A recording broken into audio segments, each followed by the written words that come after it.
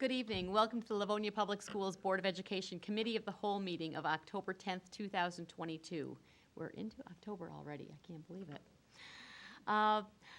Welcome to this evening's meeting. If you are here with us this evening and you'd like to have a copy of our agenda, it can be found outside the door to my left. There's a table there with agendas, and there are also forms for audience communications if anybody would like to participate in audience communications this evening. If you're watching from home and you'd like a copy of our agenda, that can be found on our website, which is at livoniapublicschools.org. If you hover over the board tab, you can drop down to board meeting information, and you can find copies of our agenda for this evening. There you can also find videos of any of our previous meetings. If you have a little insomnia and you'd like something to watch, some of them are very exciting, and some of them are on the more routine realm. But all of our videos of our meetings can be found there. This evening's meeting is a committee of the whole meeting, and by that, what you can expect this evening is a lot of discussion on items that are going to be coming before the board for a vote. Some of the items may be strictly informational for the Board of Education and for the public to hear. We will not be taking any votes on anything this evening. Once we have discussed everything and gotten all the questions and answers taken care of that we can think of, and we are all comfortable that we're ready to vote on an item, those items will be put on the next week, typically the next week's agenda, to be voted upon at that time. So no votes tonight, but a lot of discussion. So if you're interested in the details, you've come to the right place.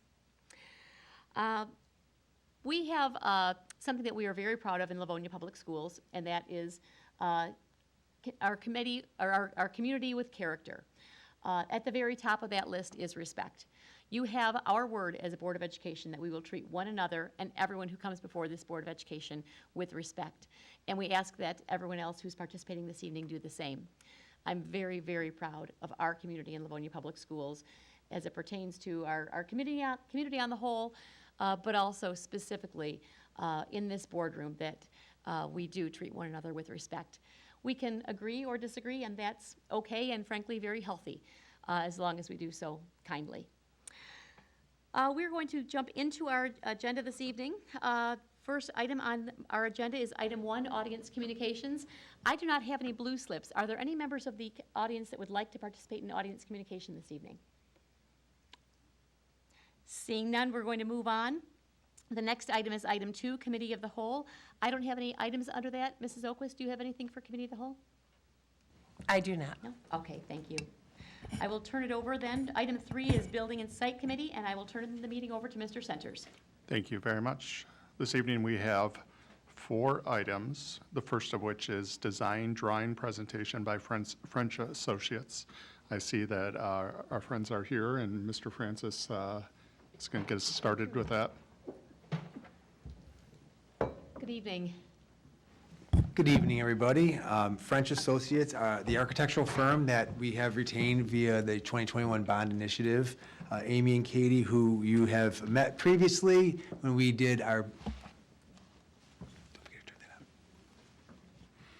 up. Who you met previously have returned again to talk about Phase 2, which we more commonly just say the summer of 23 projects in the buildings, the renovation projects. And we've got a presentation that French put together to show a little bit of summer of 2022, the work that has occurred and what is in our buildings now, our 5 buildings that were worked on this summer, along with multiple other buildings with regard to HVAC only.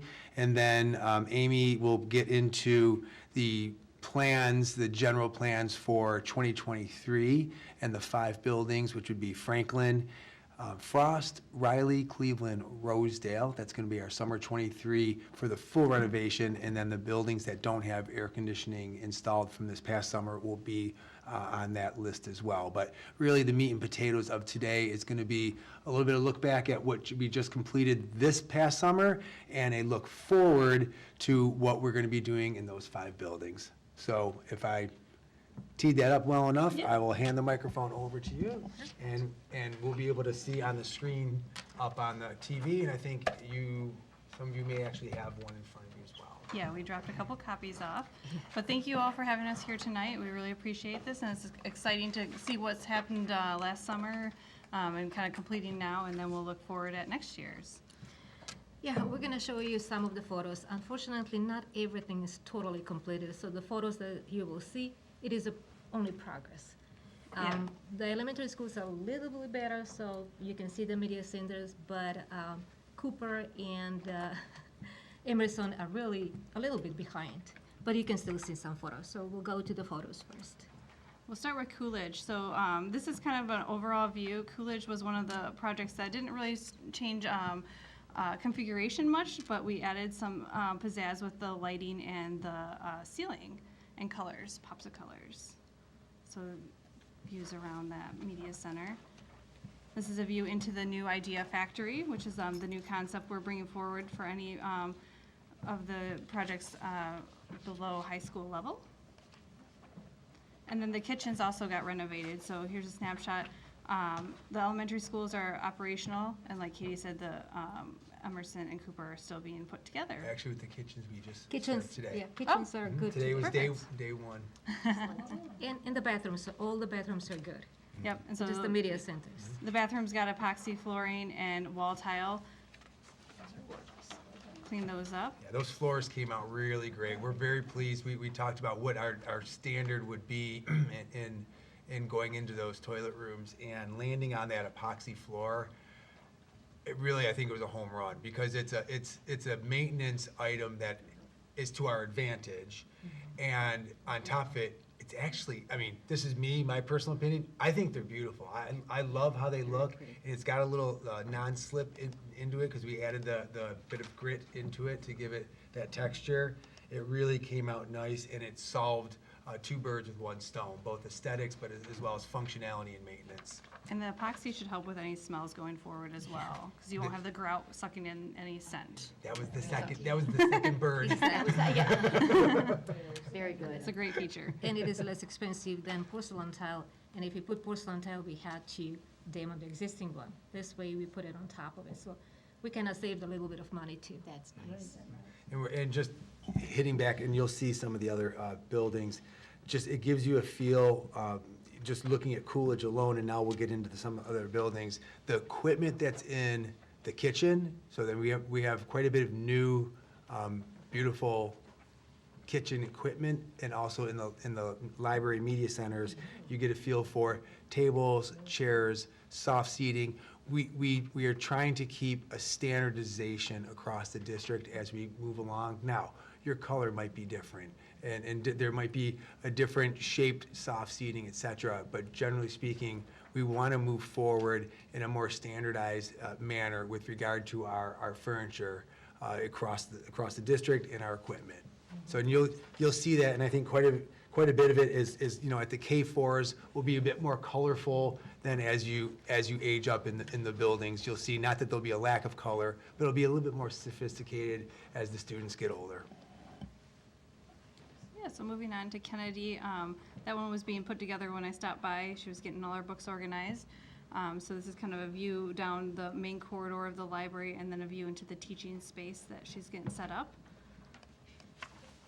This one, view into the Idea Factory. So the Idea Factory commonality between these is kind of, the fun windows to kind of engage the students into the space. And then this is looking to, through the book stacks to the Nano wall, which is that collapsible wall to provide a larger space as needed for larger gatherings. For Kennedy, we added a couple serving openings in the wall for the kitchen. This is the smallest kitchen we dealt with this summer, so it was a little bit tight. It was kind of hard taking photos, but I try to accent the serving line and then her equipment in the back. As tight as it looks, it's actually bigger than it used to be. We expanded this kitchen. If you're familiar at all with Kennedy's kitchen, and if you see it today, you just kind of shake your head and say, wow, I know it's not massive, but it used to be basically two small rooms separated by a giant wall, so. And for the kitchens, any that do not have terrazzo flooring have the new Ultra flooring, which is basically a rolled good, so you don't have any grout lines to clean. It's much easier to maintain, and hopefully a lot easier for them to keep that clean. Another photo of one of the bathrooms that's been completed. Pretty consistent along them. I think most of them have the same color flooring and the tile. And then we'll head to Randolph. So Randolph was a huge change for that space. So it's divided. So this is more of the professional development side. And then this corridor here links to between the classroom sides. And this is a look into the Idea Factory. So this Idea Factory is raised up, so it has to be used from both sides. So we wanted to make sure that if it was used for the Idea Factory, they could engage. View from the other side. So this is the media center side. So this is where the books are, and then the teaching classroom.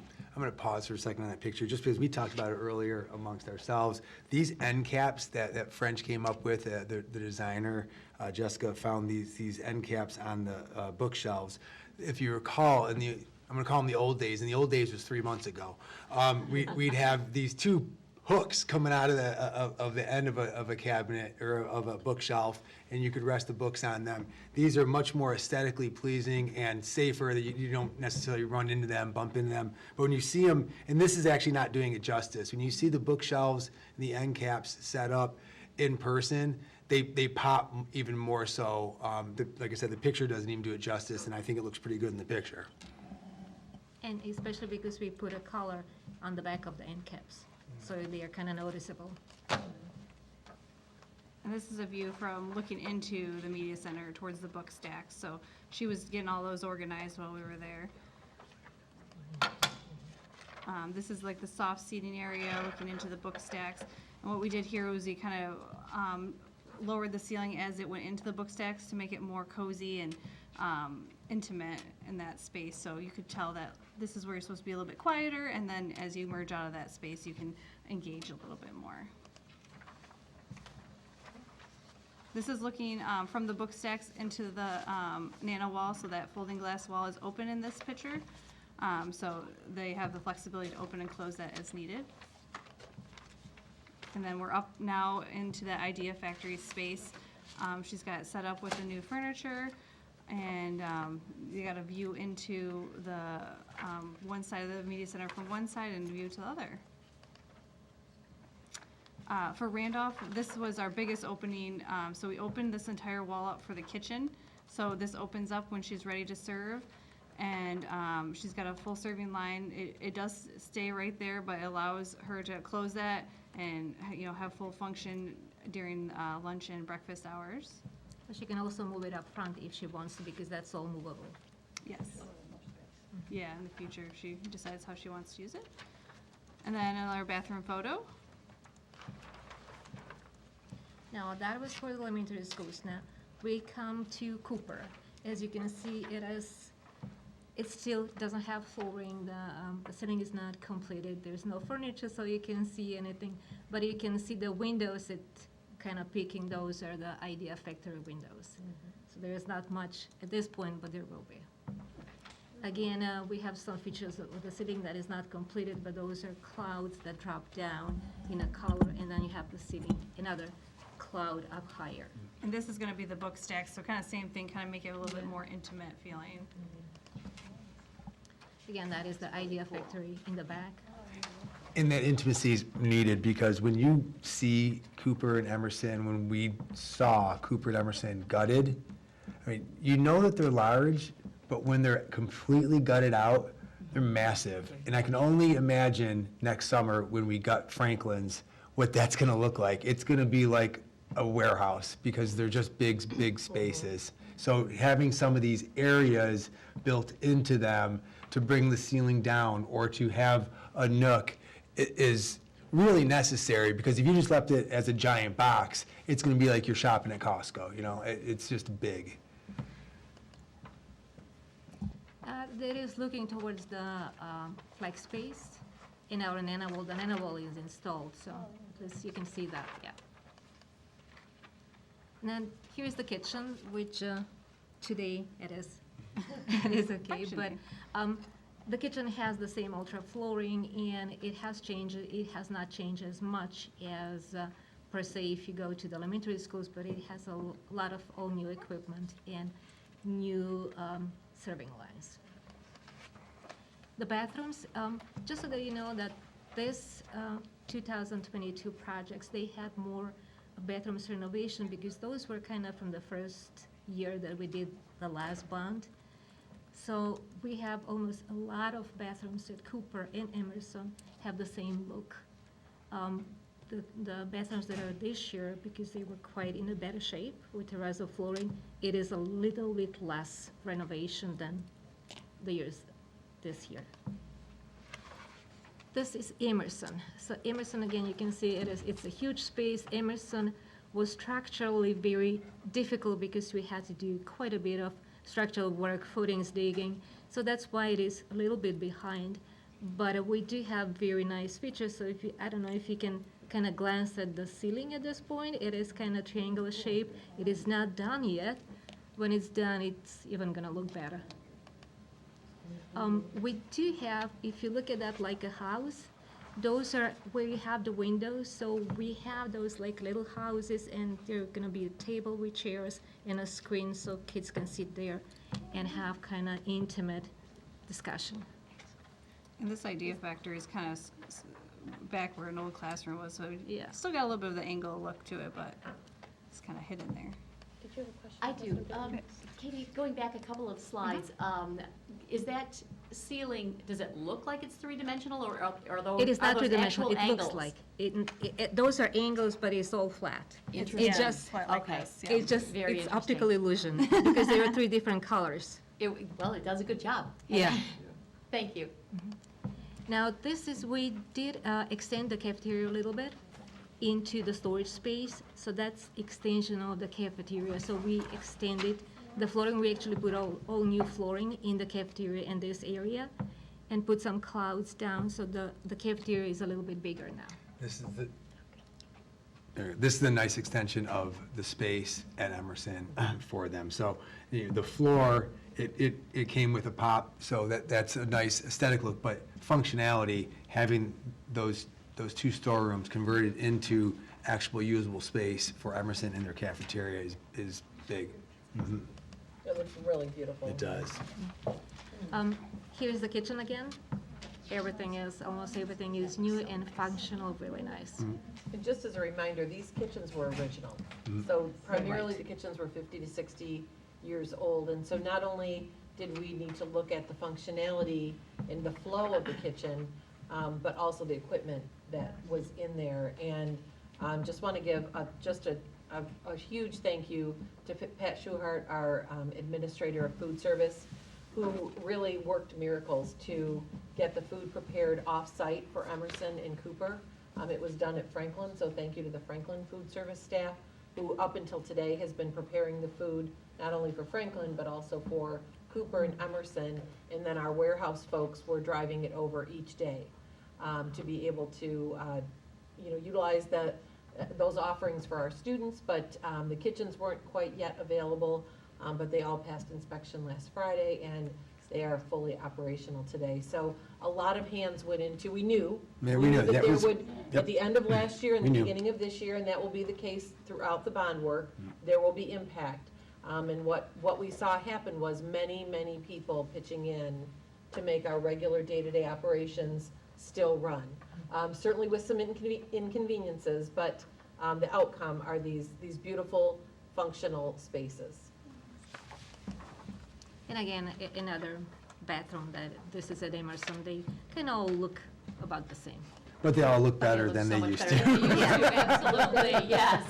They really look The same and nice. wonderful is great.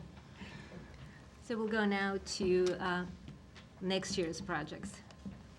We're gonna show floor plans, and we also gonna show you just the first sketch that we did as a 3D sketch, which is not the final one, but we just wanted to give you a hint what is coming. Because to do the full 3D rendering takes a lot of time. So that's gonna be in December sometimes. But at this point, you can just see our preliminary sketches. Did you give me a piece of paper? I don't have that great of view. This is the same pattern that when we went through previously with the board, we have on the legend, the first shade of blue is denoting the media center and the books, and then you have the darker is the idea factory, and so on and so forth. Yellow being the epoxy flooring and wall tile. So it helps give you, you see all those pops of purple, those are door replacements. So as we go through, you'll see, if you use that key, it gives you a sense of what's getting touched. Some of these buildings will have potentially additional work. We're gonna have a couple of alternates in the bid pack for this work. In the plan would be, if it comes in well, if we believe we can afford it, if it makes good return on value for the dollars, then we'll bring those to the board, but it gives us some flexibility. So we asked French to really walk through most of the main items, and then you can see that Cleveland right away, that boxed and dashed red is an area that we have, for an alternate project. And if it works out well, we'll do a little bit of work in there. So that's just to give you and the folks at home what the key is and how we're going through this. So I'll let Amy and Katie take it from there. So for Cleveland, besides the media center and kitchen, which will, on the next slide, we'll enlarge those for your view. We're picking up kind of those odds and ends from the previous bond projects. So like the toilet room doors that need to be replaced, they're still the original doors. And then any classroom, toilet room, they have CMU walls, so they'll just get epoxy flooring to spruce up that space. And then we have 2 toilet rooms over here. Those are gonna be like the featured toilet rooms, so they're gonna have the wall tile and the epoxy. So like when the, parents come in for like a showing or, an art show or something, they could go to those restrooms and they would be a little bit more pizzazzed. So yeah, that's basically, we got this toilet over here too with the epoxy flooring. And then the alternate is to create a collaboration space in this one. So we're gonna swap, there's what used to be like a extra cafeteria space that they don't use anymore. So they would swap the spaces and create a collaboration room that would allow groups to come in there and present, or maybe professional development as well. So enlarge, Oh, yeah, one other question. Does that, it says gym storage there right now. Is that presently the gym storage? No. Or it's going to be gym storage? Going to if be. If we do Going wind to up with be, that alternative? yes. Got it. Yeah, what Okay, you're thank you. seeing is what it would turn into. Currently, Okay. it's a The little opposite, wonky because from the gymnasium, you come in and that's a space that's no longer cafeteria, but they're using it with some flex furniture. And then you get to the gym storage and the other teacher's side. office. So Got it. the teacher walks through that whole section. So Trying to use the space in a better trying to way. use it a little bit better. Thank you. Where will they be eating? They eat In the cafeteria. In the cafeteria. In the The gym and cafeteria is where they eat. Okay. The section that's carved out now is just no longer used for cafeteria. Years ago, it was a section of the cafeteria. Okay. So on the left side, we did the existing floor plan for the kitchen, and then the right side is the new floor plan.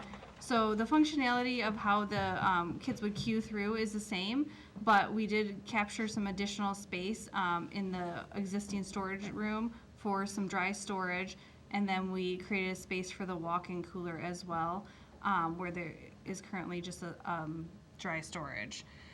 So functionality-wise, staying about the same, the newer equipment to make it easier, and then we're gonna raise the floor all to 1 level as well. So right now there's a step, so it's gonna be all 1 level. We did something similar to Coolidge this summer, if you're Yes. familiar with that. And then for the media center, same thing, the existing is on the left, and then the new space, so we've created our zones that are typical of the 2022 projects. So we have our flex space with the nano wall, so that can allow larger groups when needed. We show the book stacks. Obviously, they're all mobile though, so they can move those around as they need to. And then we have an idea factory. So we put that on the hall side so that the visibility from students walking by, they can kind of see what kind of groups are working in there, what they're working on, and kind of engage and, be like, oh, I want to go in there, I want to work on something. And then we have a little reading area in the center. Other than that, we kind of kept the same functionality for the rooms on the side. So there's still a small student space, the tech room. We have the workroom for the media center, so that has storage for Chrome carts, and then we have the workroom for the entire building there still. Anything on that? And then just a quick rendering when we were talking about colors and feel. So this is kind of how we get an idea of how to layer the ceiling. So the ceiling in the space where the curve is will stay about the same.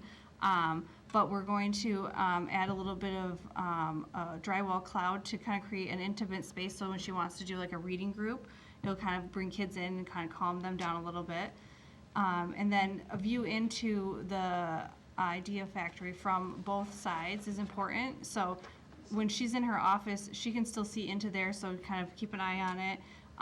But a little bit obscured with the circle window, so it's not, too distracting for students that are working in there. Rosedale is pretty similar to Cleveland, so we'll kind of walk through that. Very similar in the scope as well. So we're going to have, which I accidentally forgot to, but this one has an alternate for this space up here. Right now it's currently 2 divided rooms, and the principal wants to remove the wall dividing it so that she can have her larger staff meetings in there and larger groups for lunchtime as well. So would be more flexible that way. So that's an alternate. Similarly, the door replacements in the toilet rooms, epoxy flooring for those single toilet rooms. And then for this one, we have these 2 toilets up here would get the tile, and this toilet down here. So those would be your toilets with the wall tile, and then the rest would have just the epoxy floor. And then another alternate is the workroom for the kindergarten classrooms. The casework is probably original, so it's in kind of bad condition, and they have a big island that they don't use, so they'd like to get that island out of there and just put some closed casework in there, so better organization. So if that alternate got picked up, they would get some new casework and cleaned up in there. So Rosedale for the kitchen layout, this one, we swapped the storage and the kitchen. So the kitchen right now is the smaller one, and the storage is the larger one. So what we ended up doing is swapping the 2. So this would be the gym storage now, as well as the gym teacher's office space. And we enlarged that just a little bit to give them more space, kind of brought that out into the receiving area. And then this whole area now is the kitchen. So that allows for this huge coiling up door, really similar to Randolph, where they could slide out the serving line when needed. And then the kids can queue all the way through there, and it gives them a longer line to stand in, so they're not all bunching up in the hallway. Yeah, this is a pretty small kitchen currently, and one of the things that the cooks at Rosedale had said when we had walked through was like, is there any chance that this can be bigger? And the principal, that was something that she had advocated for as well. So making that swap made a lot of sense. I mean, sometimes you have to give up something to get something, and storage is great to have, and we always need storage, especially for all that PE equipment, et cetera. But using the kitchen to feed the students daily is also pretty important. And right now in the receiving, they do have their milk coolers back there, so we're going to keep those back there, and the dry storage, just to be able to keep this functionality when they're serving and cooking a little bit more clean. And then for this one, we had to put the walk-in cooler outside, so they would walk out through this door to that walk-in cooler.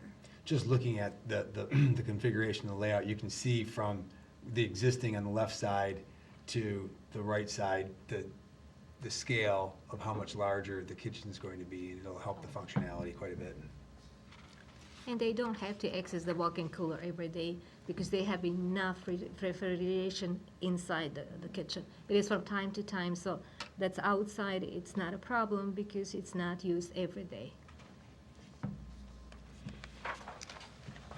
And then for the LMC, very similar to Cleveland that we looked at, we created the idea factory space on the corridor side. So there's a portal window to view in through. And then there's also windows inside the media center as well. We've got, over here, we've got the book stacks. So that ceiling in that space was in good condition, so that will remain, and we'll add some fun acoustical airplanes to kind of make that more engaging and bring students to that space. This area here is the flex space, so that can branch, you can expand out and make your groups larger. This space, they also, when we took over this room actually, it was the intervention classroom, so we broke it up into 2 offices and brought them over to the corridor side, so they have direct access from the corridor now, and they're not directly linked to the media center. We've got the office, the workroom for the LMC, and then the school workroom as well. So that stayed the same location. We expanded it a little bit to make it more convenient, and then the tech room stays exactly the same. Had a lot of really good input and really good collaboration with the principal and the media specialist there with how space gets used and what could be improved both for the LMC side without giving up too much in other people's spaces and kind of cleaning that up. So it's not a very large library over at Rosedale, but they're pretty amazed at how much was fit into this configuration. And then she has a little reading area too, so kind of a space for her to sit down and read the picture books. We'll move on to Riley. So this is the upper elementary. This one, you'll see there's a little bit more scope to it because we have quite a bit of alternates here with old casework. So a lot of their old science rooms, when the last bond went through, those didn't get the new casework. So we're going to, as an alternate, refresh those pieces, as well as eliminate a bunch of sinks that are no longer used. So I think every room with this box now has 1 sink, central sink, and then they'll all get new lower casework, better storage solutions. That alternate something we really would like to do, but we're trying to be fiscally responsible, put it on as an alternate, see what the number comes as. But as we all know, Riley was a former middle school, former junior high. There's, programs that were in there when it was a middle school that had equipment and casework for science, et cetera, that is not what gets used as an upper elementary. So it would be very, very appropriate to make this change, but we want to, again, be very responsible in how we move forward. So give ourselves some options.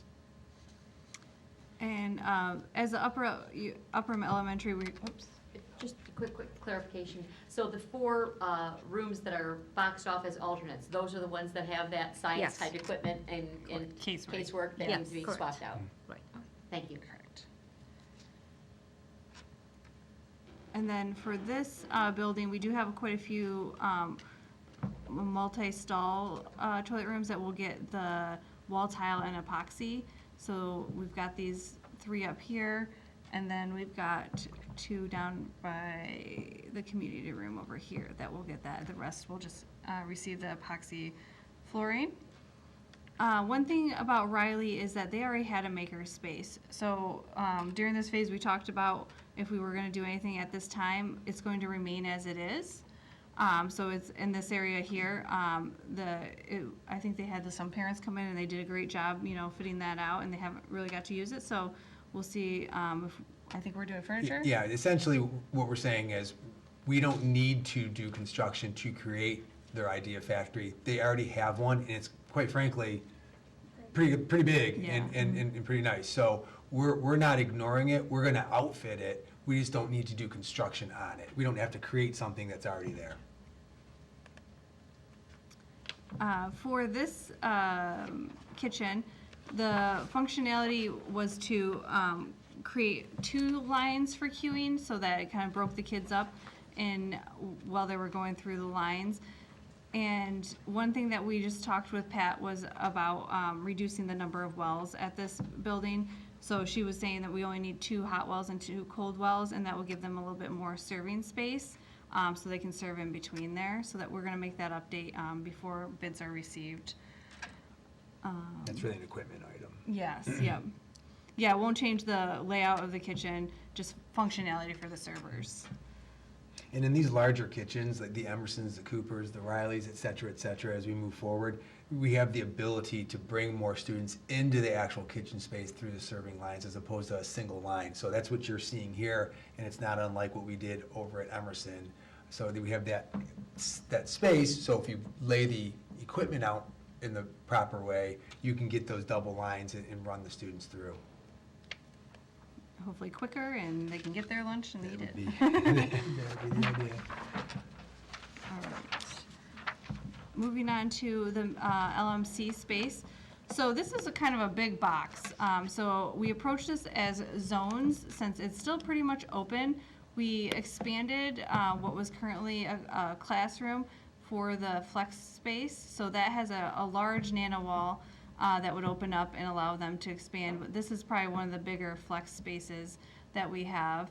And then when talking through this with the media specialist, we talked about, having optioned for her circulation desk over here if she wanted to move it over here as well. So kind of talk through zones on this. We've got the office, her workroom, and then this is all flexible seating. So all the soft seating really for the gathering space. And then down here would be the mobile bookcases and a couple group rooms. So these are fully visible glass windows to view in, even from the side as well. So she can really see clearly what anybody's doing at any time in her space. And then we also have a pretty large leveled library space that will also hold any of the Chrome carts as well. It's a big area. So the zoning it out and having functionality in each spot was sort of the idea here. And part of what we do with the ceiling is that helps create the space. So, like we were talking about intimacy for the books area, kind of dividing the space up without, being too rigorous and saying, oh, no, this is always where this is going to be, but still be able to have that flexibility. So this was one of our renderings that we were talking about when we were talking about color for the space. Okay, now we are coming to Frost. Frost is a middle school. So we do have, again, in the blue, you can see the media center. In the green is the kitchen. And then in the purple, you can see all the doors that we are replacing. There are some doors that we are not totally replacing, but just replacing the hardware. So it was done a little study, what we're gonna replace, what stays. Yeah, Frost has many doors, if you haven't ever gone through. But there are, we did take a walk through the whole building, and if the door was good, but we need to replace hardware, that's the route we're gonna go. If the door needs replacing, you see, there's a lot of doors being replaced in this, and there's still many Correct. more that exist, but we're gonna do some hardware replaces, et cetera. But this was I'm just pointing it out because it looks like an exorbitant amount of doors, but Frost has a lot of doors. And frankly, going back and looking at them, many of them were not in very good condition, or the hardware was not touched from the 2013 bond project. Oh, excuse me, Mr. Francis. Just wondering, stylistically, is there going to be some consistency, or because we're replacing some and not the others, is there going to be? They're metal doors painted the same color. You really wouldn't know the difference. And then the hardware, is the same hardware, the LPS standard hardware on them. Great. We're really trying to get at, we talked about this as we planned for the 2022 summer projects that we did. We're really trying to get at those door hardwares especially. We want those thumb turns. If there's a push bar on a door, we have hardware available, and we're swapping out to have the thumb turn from the interior on those. Where we go and find our old hardware, where it's the kind where you have to put your key in and spin it still, we're taking those out. We're getting thumb turns in those spaces. So it's really something that we're walking through with that eye as we do the planning on the 2021 bond initiative. And for the doors, if we are replacing the hardware, we are painting the door because it's a metal door. So it's gonna be exactly the same as the other doors. Also, if you look at the yellow, that is the bathrooms. There are 2 bathrooms that are now reconfigured as ADA bathrooms. Well, one is for special need kids, so we have even casework inside. So we did talk to the teacher and saw what they needed in those bathrooms. So there are two new converted ADA bathrooms. Also, there is one alternate here. The alternate is for the cooking room. The casework is okay, but the countertops were kind of messed up totally. So we are just replacing the countertops. The casework stays the same, but they will get a new countertop. And they will be the solid surface, so it will work much better. The kitchen at Frost is actually a big kitchen. The floor is really nice, terrazzo flooring, so we did not touch the flooring. We just did upgrades of the equipment, new serving line. If you can see the existing and the new, it is similar because we didn't do too many changes, just equipment swapping. The new ceilings and, of course, the mechanical upgrades and everything else that comes with it. But functionality, it is pretty similar to what it is now, serving-wise. What we are doing also in the cafeteria, just doing some panels, sound panels, because the old panels are kind of worn out quite a bit. So we're putting new sound panels to replace the existing ones. The media center at Frost is huge, also very big media center. It is big, so we try to, as much as we can, to kind of make the space a little bit nicer, cozier. We are putting, from the entrance where you come in, that's where we put the book stacks. So you can come through that space and then go open up into the media center. To the left, they had, if you look at the previous, they had recreation room, but it was kind of open and too loud. So we're a little bit enclosing it and putting some sound panels. But it's still that recreation room you can see from the office. The office stays in the same place, but we open windows to the recreation room so the teacher can see the media center and can see at the same time the recreation room. We put the flex space is up on the top. We close that space with the nano wall. And then you have what is now the computer lab. It is becoming an idea factory in that corner. We did also a little bit of space for kind of special needs kids to sit down in the corner and be cozy. That's just a little bit corner that they are getting.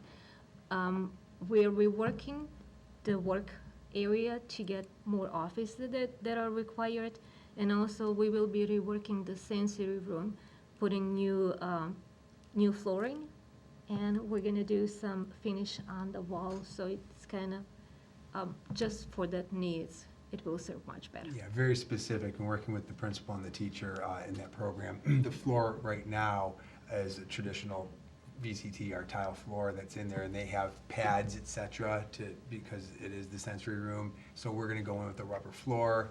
We're going to put on the wall some tactile items, and we're gonna reinforce the ceiling so that the swing that they have, which is currently on a stand, can be actually attached to the ceiling. So we really do want to get in there. It's not a big space, but it's an important space, and it's something that, since we're there, we thought this is very appropriate to make sure that that's a properly equipped sensory room. In the community room, the only thing that we're doing in the community room is, that is a very nice space that was redone the last time, but the acoustic is not good. So there is like a soffit all the way around, so we're gonna put sound panels for acoustics. That's the only thing that we do in the community room.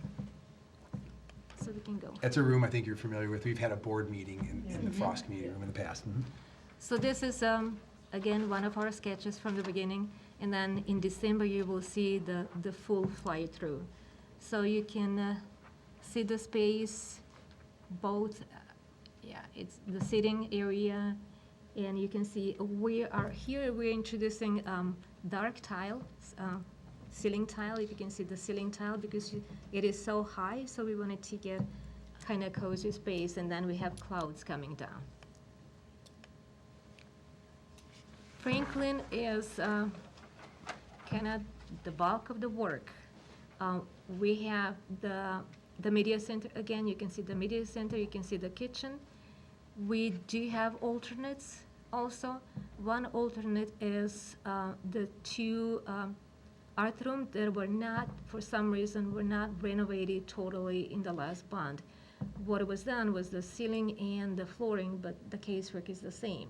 So we did talk to the teacher, and actually the base cabinets we're gonna keep, but we're gonna replace all the countertops in that alternate. So it kind of gets a nicer shape, and it's gonna be more functional. Another alternate is also the cooking room. It is exactly the same as Frost. We're replacing only the countertops.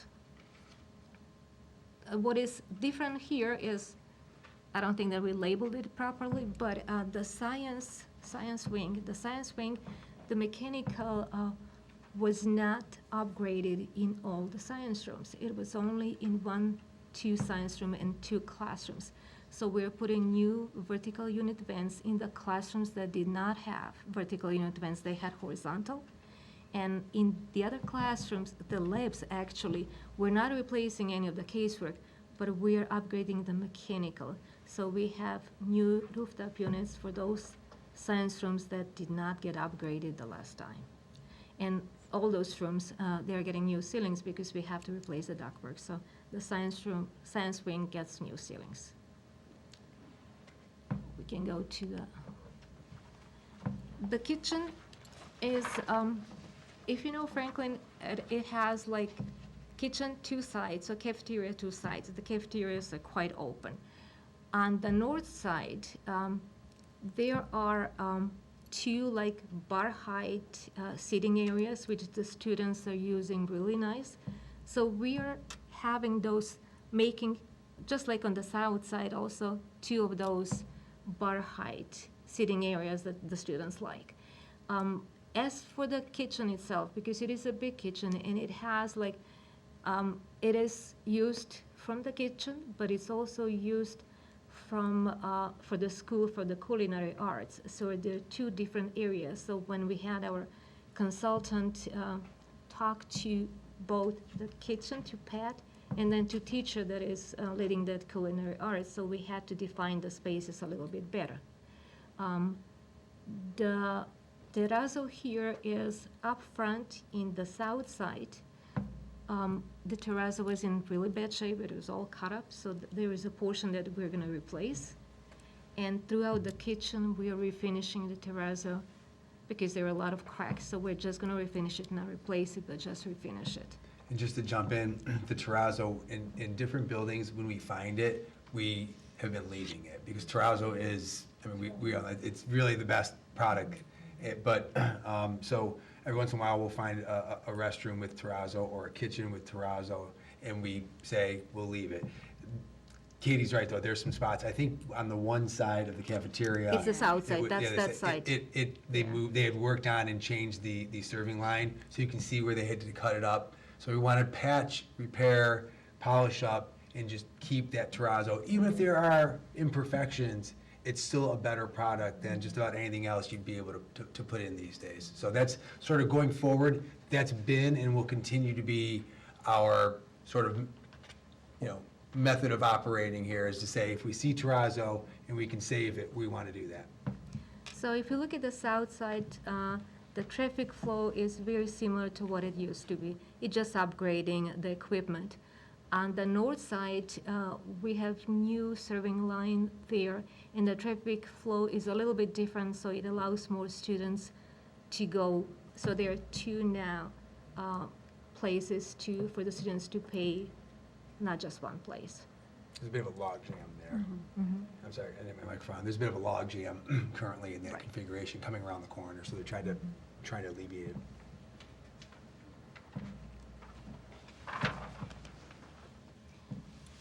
The media center is, again, a huge space.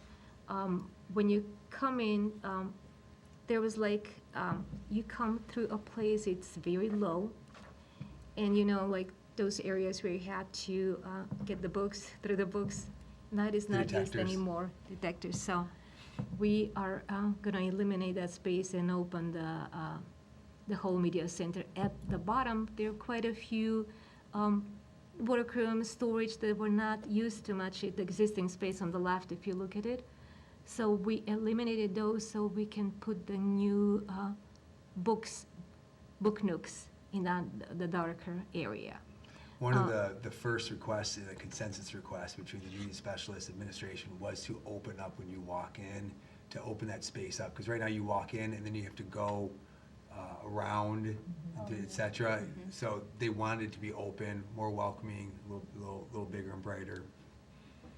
And in the existing space in the middle, there is like, it's for a classroom that it can sit down, but it is a totally fixed area for computers, which is not usable too much. So that is also eliminated, along with a huge circulation desk that was totally fixed.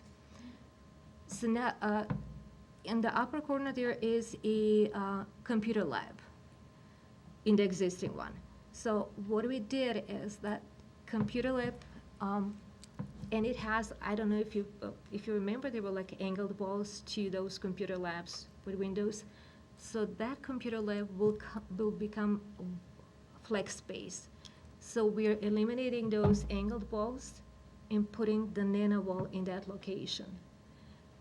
Just because this is a high school and it has a lot of students and they need more space, we have another classroom in that corner, kind of that's under the lower ceiling. So that is another space where it could be like flex space for a lot of students. We do have at the bottom, we created the office. The librarian office is in that corner, and that's a new office that we're putting in. So from that point, she can have view through the entire media center with a flex space, with the bookcases. Everything is very visible. Along the exterior, along the windows, we're gonna put some booths for sitting, and then a lot of flexible sittings throughout the entire space. Whenever you go into a high school library, and specifically when we walked into Franklin, you see pairs of students just sitting and, working on something or reading, someone on their own. So, I mean, if there's ever been the right place to have multiple opportunities for either collaborating or just some soft seating to sit and read or work on something, it's our high schools. So this is gonna be interesting and to watch this one come together. Also, when you come into that space, because it's so high, the end portion is very high. It is about 19 feet up, I recall correct. But it has sound panels on all three sides, but those sound panels, again, very worn out, not serving the purpose as it should be. So what we are doing is, instead of taking them down, we are putting new acoustical panels on top of those. And at two locations, they are like double, so two colors. So you can see there is one panel in the back and then another one at the top with kind of slices, so you can see the two colors. So it will be a very vibrant space once it's done. You can see they've got some small group rooms. They even Yeah. wanted a very small room to be a green screen room, so they could put the green screen in there and students can create in there. So they're all fun to watch come together, but this one's gonna be of particular interest to me personally, just because it's a very large space. If you walk into Franklin LMC right now, there are very tall bookshelves, and there's hidden nooks all around. And everything now, as we've been doing, capped at 48 inches in height, so there's gonna be this openness in that space. And if you can look at the picture here, we have two clouds with ceiling tiles just for acoustics, but the rest of it is just circular lights that are hanging down. And then these are the acoustical Yeah, those wall are the coverings. two color acoustical panels. I mean, this rendering doesn't actually show what it is, but it will look really nice. This is what we have. It's again the same for the bathroom, so we're just showing the same epoxy floor, and then those are basically the pictures that you did see from the projects this year. All right, and then this year we have 3 air conditioning only projects. So we've got Webster, Churchill and Roosevelt. or Stevenson and Roosevelt. Yeah, Churchill was this year, so. Yeah. I just wanted to make sure.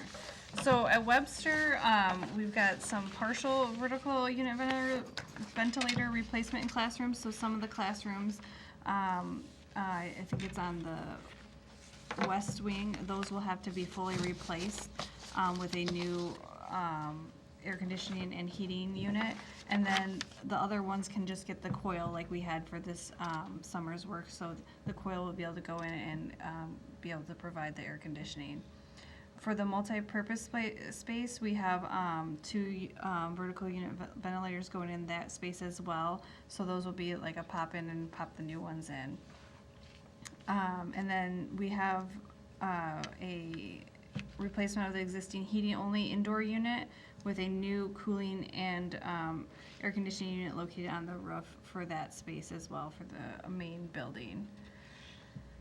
For Roosevelt, those ones all can get the new coil, so we're just gonna have to drop the ceiling 4 inches at the coil to allow for the installation. And then we've got the retrofitting of the air conditioning unit with using the same ductwork, so we're just gonna retrofit that unit to have the air conditioning as well. And we'll place the ACU on the roof for that multi-purpose space, so that's really reusing the existing structure there. And then for Stevenson, we were able to, for all those units, just replace the coil, and we don't even have to drop the ceiling, so they'll be able to just pop out some ceiling tiles and put that coil in. So that's a really minimal work at Stevenson. As I look at this list, I think, boy, we did a whole heck of a lot of them the first summer. Because there's only 3 non-renovated AC-only buildings coming in '23. I'm scratching my head wondering, how did we do the math on that? We got a lot of them done that first year. No wonder it was a busy summer. That was the goal. Yep. And then this is just a typical Little coil detail. replacement detail for reference. And that's it. Any questions? Comments? Looks exciting. Well, we're very much looking forward to seeing this come to fruition, and we want to thank you both for your time here today. It's very appreciated. The work is very well done, as always. We think we're always so excited when we see it, so thank you very much. Thanks a lot. And Katie, thank you so much too for all of your work. I'm not sure how many more times we'll have the opportunity to be with you. We were chatting before the meeting began, and you're Yeah. officially retiring at the end of December, so. Correct. Correct. Congratulations. We've had the pleasure of working with you for so many years, and it's nice having so much historical knowledge of our district and our buildings. We're really excited that you were able to bring Amy in and bring Amy up to speed before And you. we did work for 2 years together, so I- she knows everything now, so that is Yeah. good. That's wonderful. Well, we wish you a wonderful retirement. Thank If you. we don't see you between now and then. I might come for the fly-through in December, so we'll see. Good. Oh, we love that, yeah. Mike? Yeah. Well, I will, okay, I will. Yeah. Thank you. Well, thank you very much. Thank you, guys. Thank you. Well, that really, the next item is item 3B, which is bid results for Dickinson abatement. I'm going to invite Mr. Brian Weber, Plant Moran Cressa Owners Rep, up to join me for the next few items. Since he went home and put a suit jacket on, I thought I'd bring him over. Good evening, everybody. Good Good evening. evening. So 3B is bid results for Dickinson abatement. In your packet, you will have, or in your packet, you did have the results for the bids on the Dickinson Center abatement. That's for, in preparation of it being raised, just to kind of, if it's the first time you've tuned into a board meeting and haven't heard, we're building an early childhood center on this property, ladies and gentlemen. And of course, the building that's there needs to be raised. The way we're running this is we're going to handle right now the abatement only. So that's why this bid isn't for a full demolition. It is, along with the abatement, it's just the abatement. And then we're going to hand over that responsibility in the package for Clark Construction with regard to the actual tearing down of the building, okay? So we separated the two out, and part of that was, and if I do a poor job of explaining this, jump in, but the reason we have this separated is saving a part of the building makes it difficult to, more challenging to demolish a building while leaving the infrastructure that we need in place. We had begun the process with NTH, as we usually use NTH as civil engineering in regard to the abatement as well as demolition of the building. And then it started to become a conversation of, with the parts that remain, and then the construction project of rebuilding and utilizing that space in the new build, what makes the most sense and who should have the responsibility for what's left so it can tie in to what will be new. And we didn't want to muddy the waters, have any, and I'm gonna use the word liability just because it's the only word I can think of, but to say, people pointing and saying, well, when you did the demolition, you did X, and we didn't want X for the tie-in for it, so that's your fault, or vice versa. So what we're basically trying to do is say, we're gonna prep the building, and then we're going to hand it off. Yep. Yes. Mrs. Burke. So ultimately, now, my understanding was that that some of that building was going to remain, but a majority of it was going to be coming down. Is Correct. that still the case? 100%. The cafeteria and gymnasium is what we're keeping, and that's the whole key, is we want to make sure that the pieces that we are keeping are correctly left intact.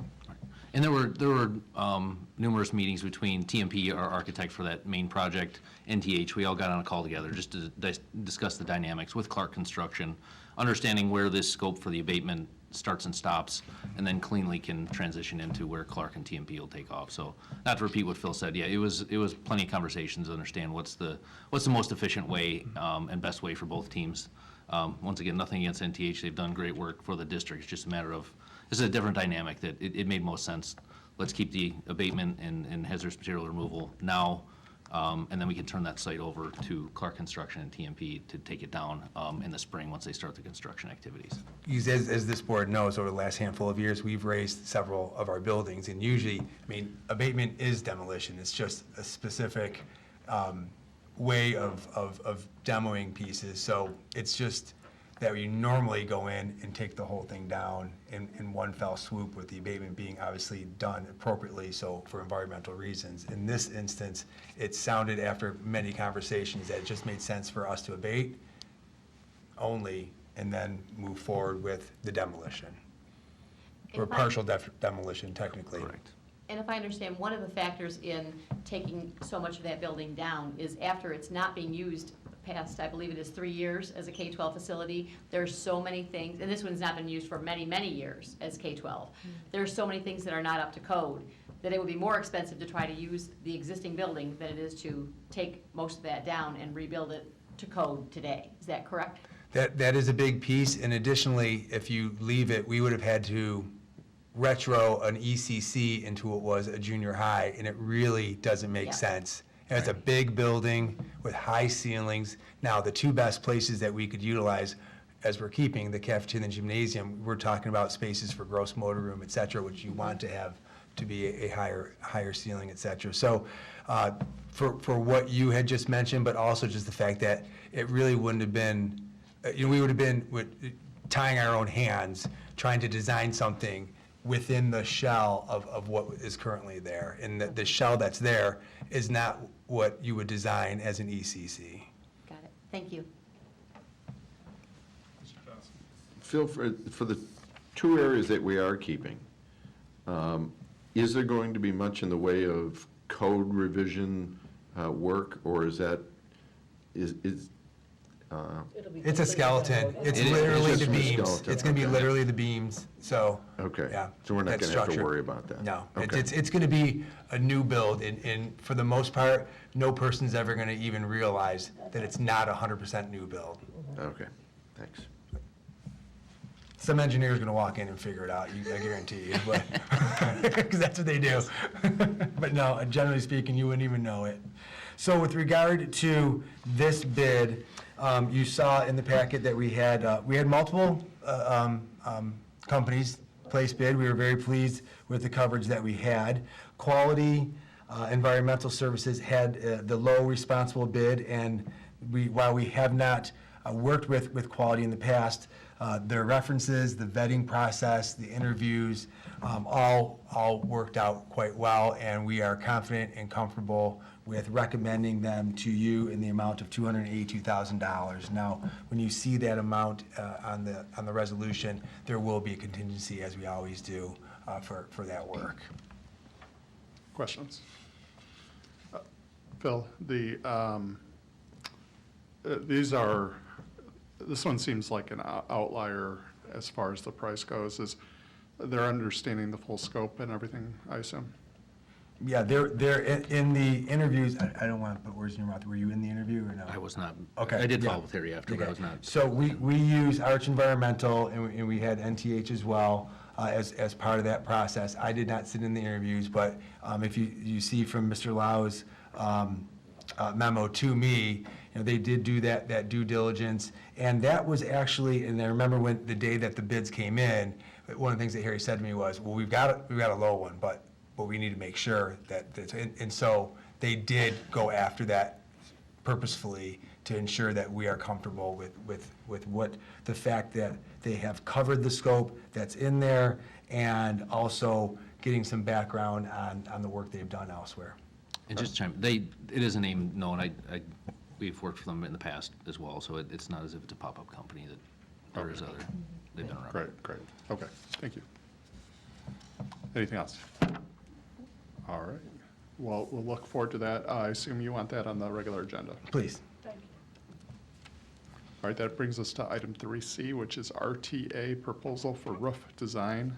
Mr. Francis again. Yes, we're going to tag team this one a little bit, but let me just give you some summary of what we're doing. You're all familiar with Roofing Technology Associates. They've been on our roofs, they know our roofs, they've worked with us for years, and they've been designing all along with our sinking fund projects, the roof replacements that we've been doing.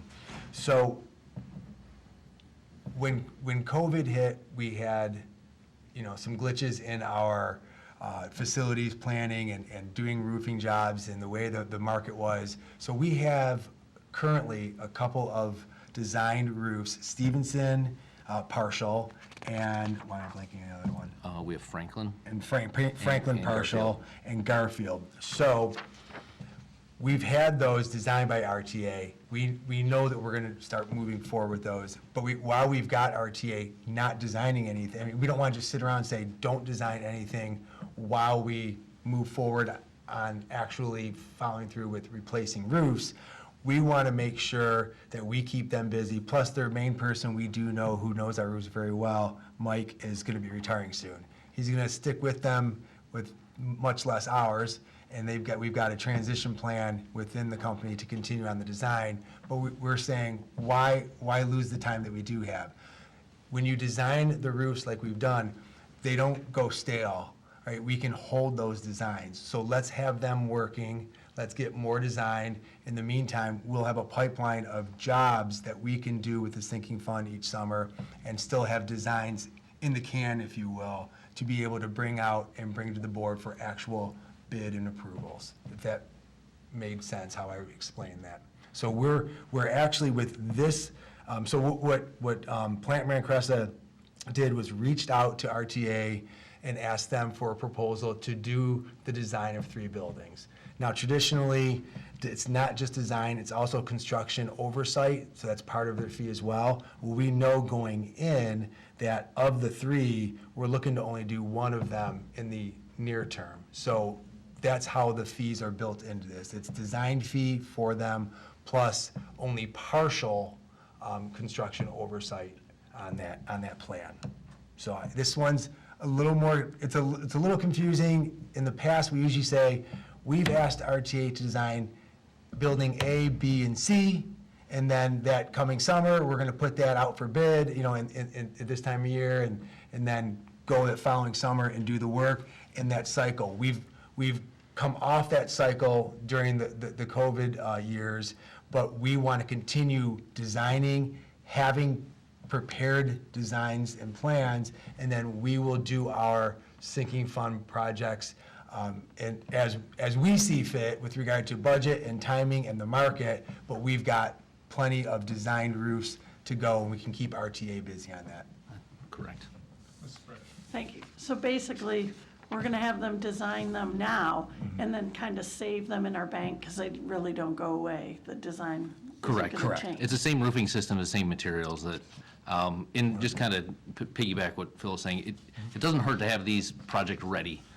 We've all known the market's been a little wacky in the last few months here, but cross your fingers, things are stabilizing.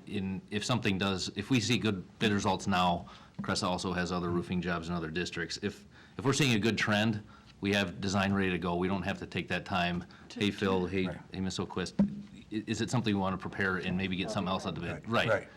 And we know from our work order system, the leaks that we have in which buildings, our internal team, because again, LPS has our own maintenance team, they're our employees, we staff them, we can sit down with the supervisor of maintenance, with the administrator of facilities, and say, where's our roofs that we really need to go after? So if you look at the Plant Moran Cressa letter that's in here, you'll see under the regarding section at the top that it says 2023 projects, Kennedy Elementary School, Webster Elementary School, design phase only, Coolidge Elementary School, design phase only. So we talked about having that part of Franklin and Stevenson already designed. We have Garfield that we want to do, and we know we want to do Kennedy. Kennedy's one of our hot ones, if you will. So that's why we're saying we're looking to do Kennedy out of these three and put the other two in the can and just always be project ready. Mr. Johnson. Thank you, Mr. Sanders. Phil, you mentioned it, but I think it's important to emphasize because the first portion of our meeting, we were really talking about the bond work that was being done to make sure that people understand that what we're talking about with the roofs is the sinking fund. Correct. And that's totally different from the bond. So for the benefit of the community, make sure that they understand the difference between those two types of projects. Correct.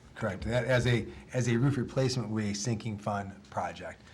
This, of course, is designed as a professional service through RTA, which, again, we've been using, and we're well established with them, have a history with them, and we trust in them. And in fact, they're part of, when we talk about the sinking fund team, we consider them a big part of that because they're the ones that know our roofs, are designing them, and when a company like a Royal or whichever, J.D. Candler bids and wins that, it's actually in our representation is RTA on those roofs, making sure that they're following the plans. They are the architects, since we just had an architectural firm here talking about bond work, they are the architects of those roof designs.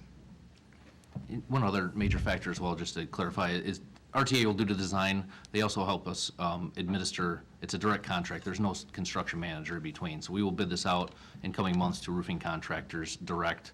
Between the facilities team at Livonia, RTA, PMC's team, we can manage that direct without having a construction manager in there as well to manage it. So there is a efficiency there that benefits the district.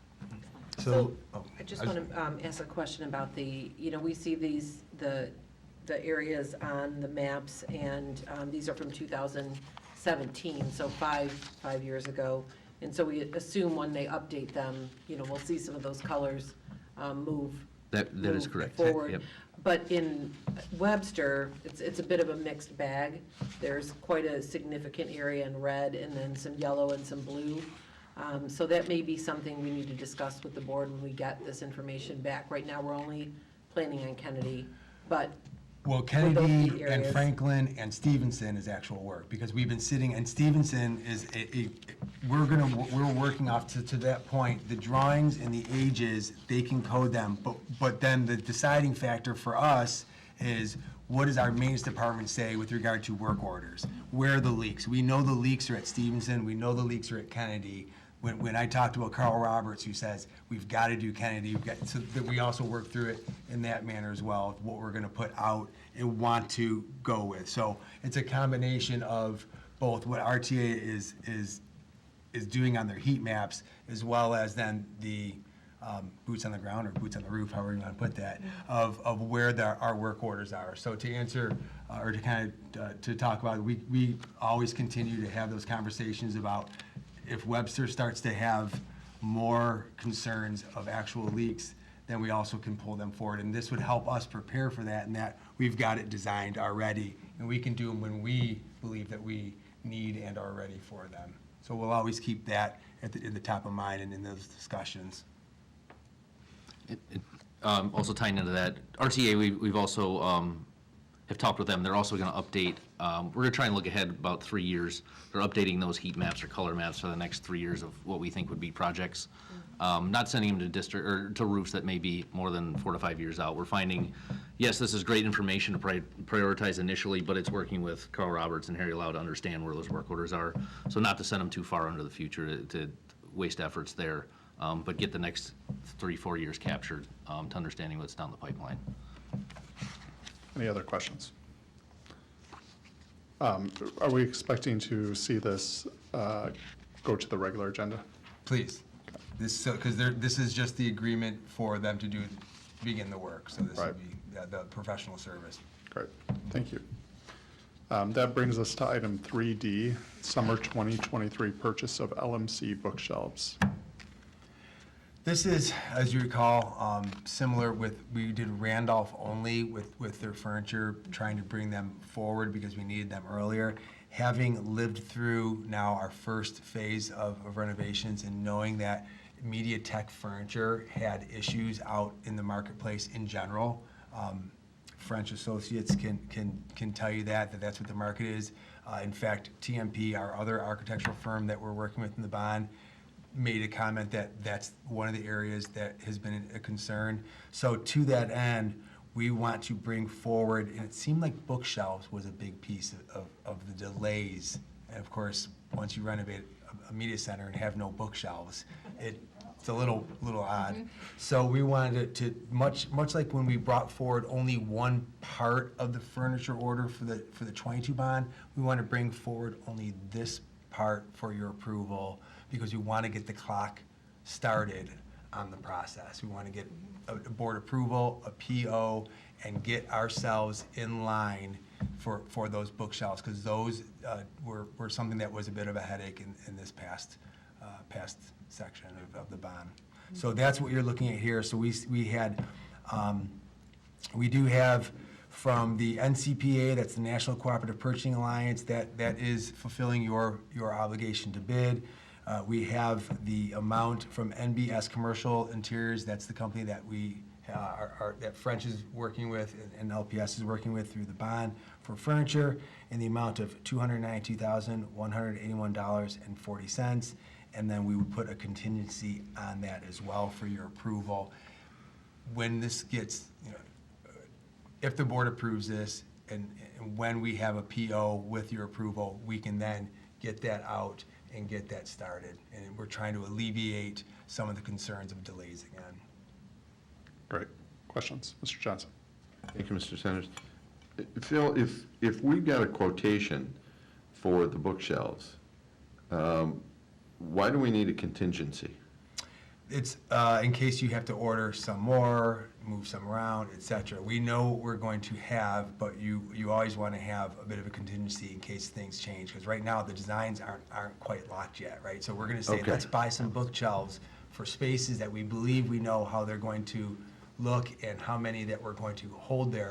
But working through the process this past year, when French had said, here's the design of the library, we think this is kind of the end game, but you talk to the media specialist and you learn, you know what, I think I need something over here. Can we fit something here? There's always those little bits, so we don't want to tie our hands. We want to have that cushion. Okay, so the 292 number is What we think it is. what we think it's going to be? Yeah.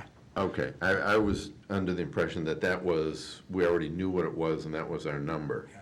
That's why I was questioning on the contingency, but I understand where you're coming from. It's what we think it would be based upon the drawings you saw just this evening. But again, as we continue through the process, we tend to find changes to get made during construction. If you change the space, you might be changing the space in a way that you need to put more bookshelves in a different area, et cetera, et cetera. Thanks. Yeah. Any other questions? Would you like to see this on the regular agenda, then, Please. Mr. Francis? All right, sounds good. And that concludes building and site.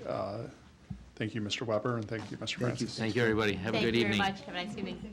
President Burton, Yes. may I ask for a point of privilege and Absolutely. ask that the Finance Committee be moved before the Curriculum Committee Absolutely. business? Yep, that's perfectly fine. Thank you. We have folks here ready to present, so that makes a lot of sense. Thank you.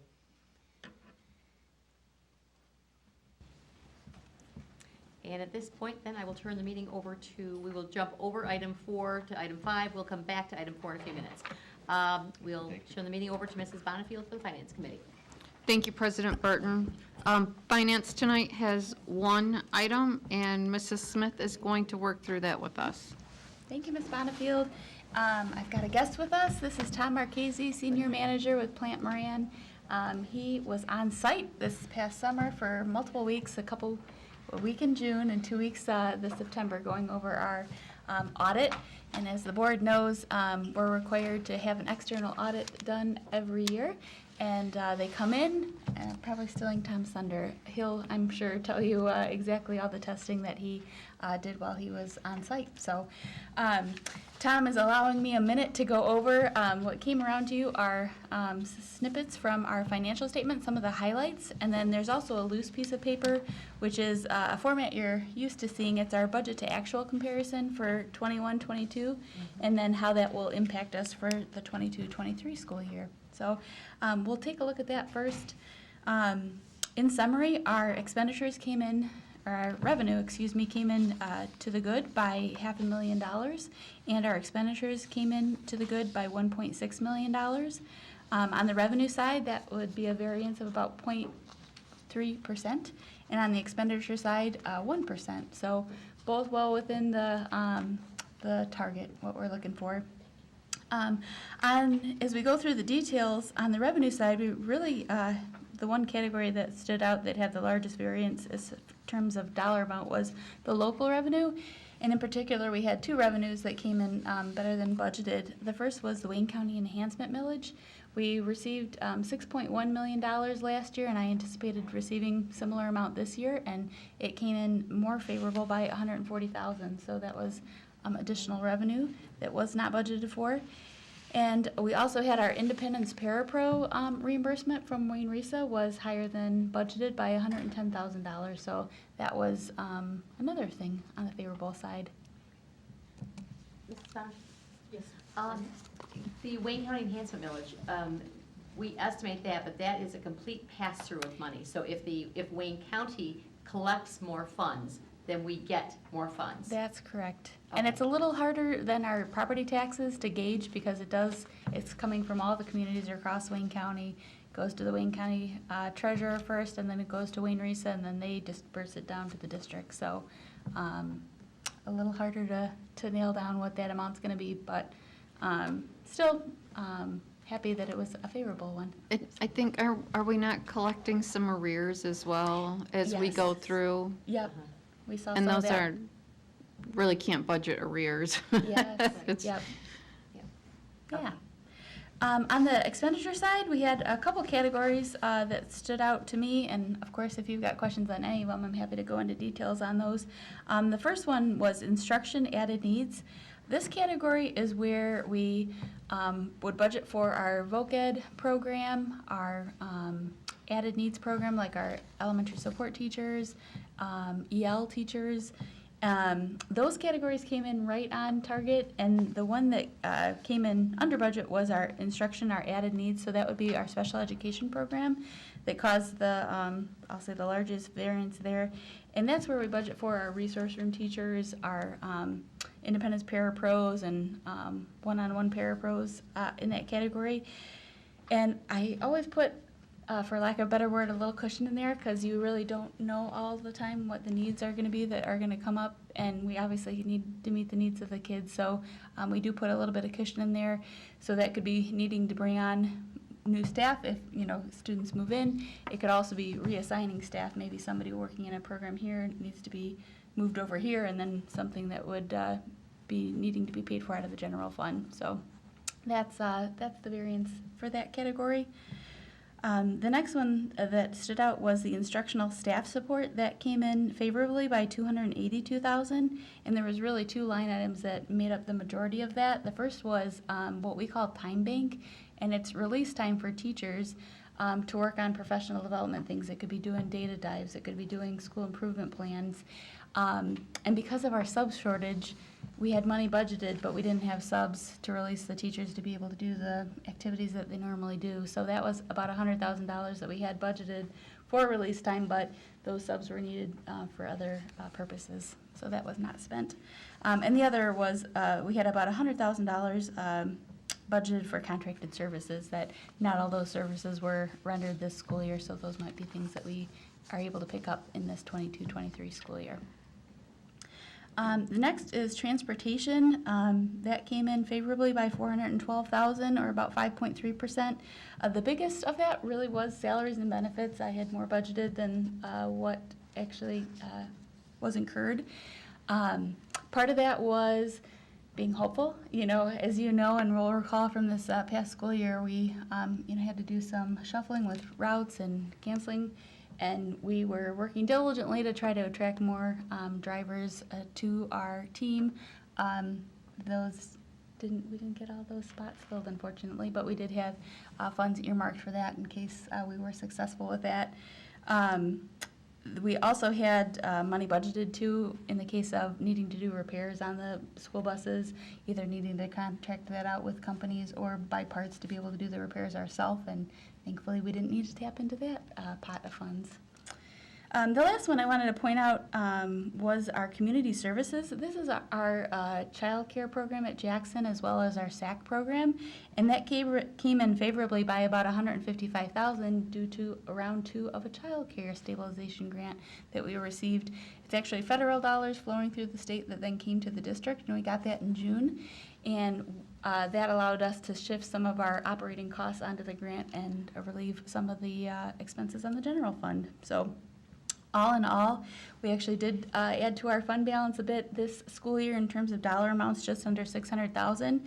But you can see in terms of a percentage of fund balance, it actually stayed rather flat, and that's because the revenues and expenditures had gone up, and the fund balance percentage is a percentage of, you can do it either as a factor of your savings divided by your revenue, or your savings divided by your expenditures, and in either case, they went up, so the percentage came down. So happy to say that we stayed flat there.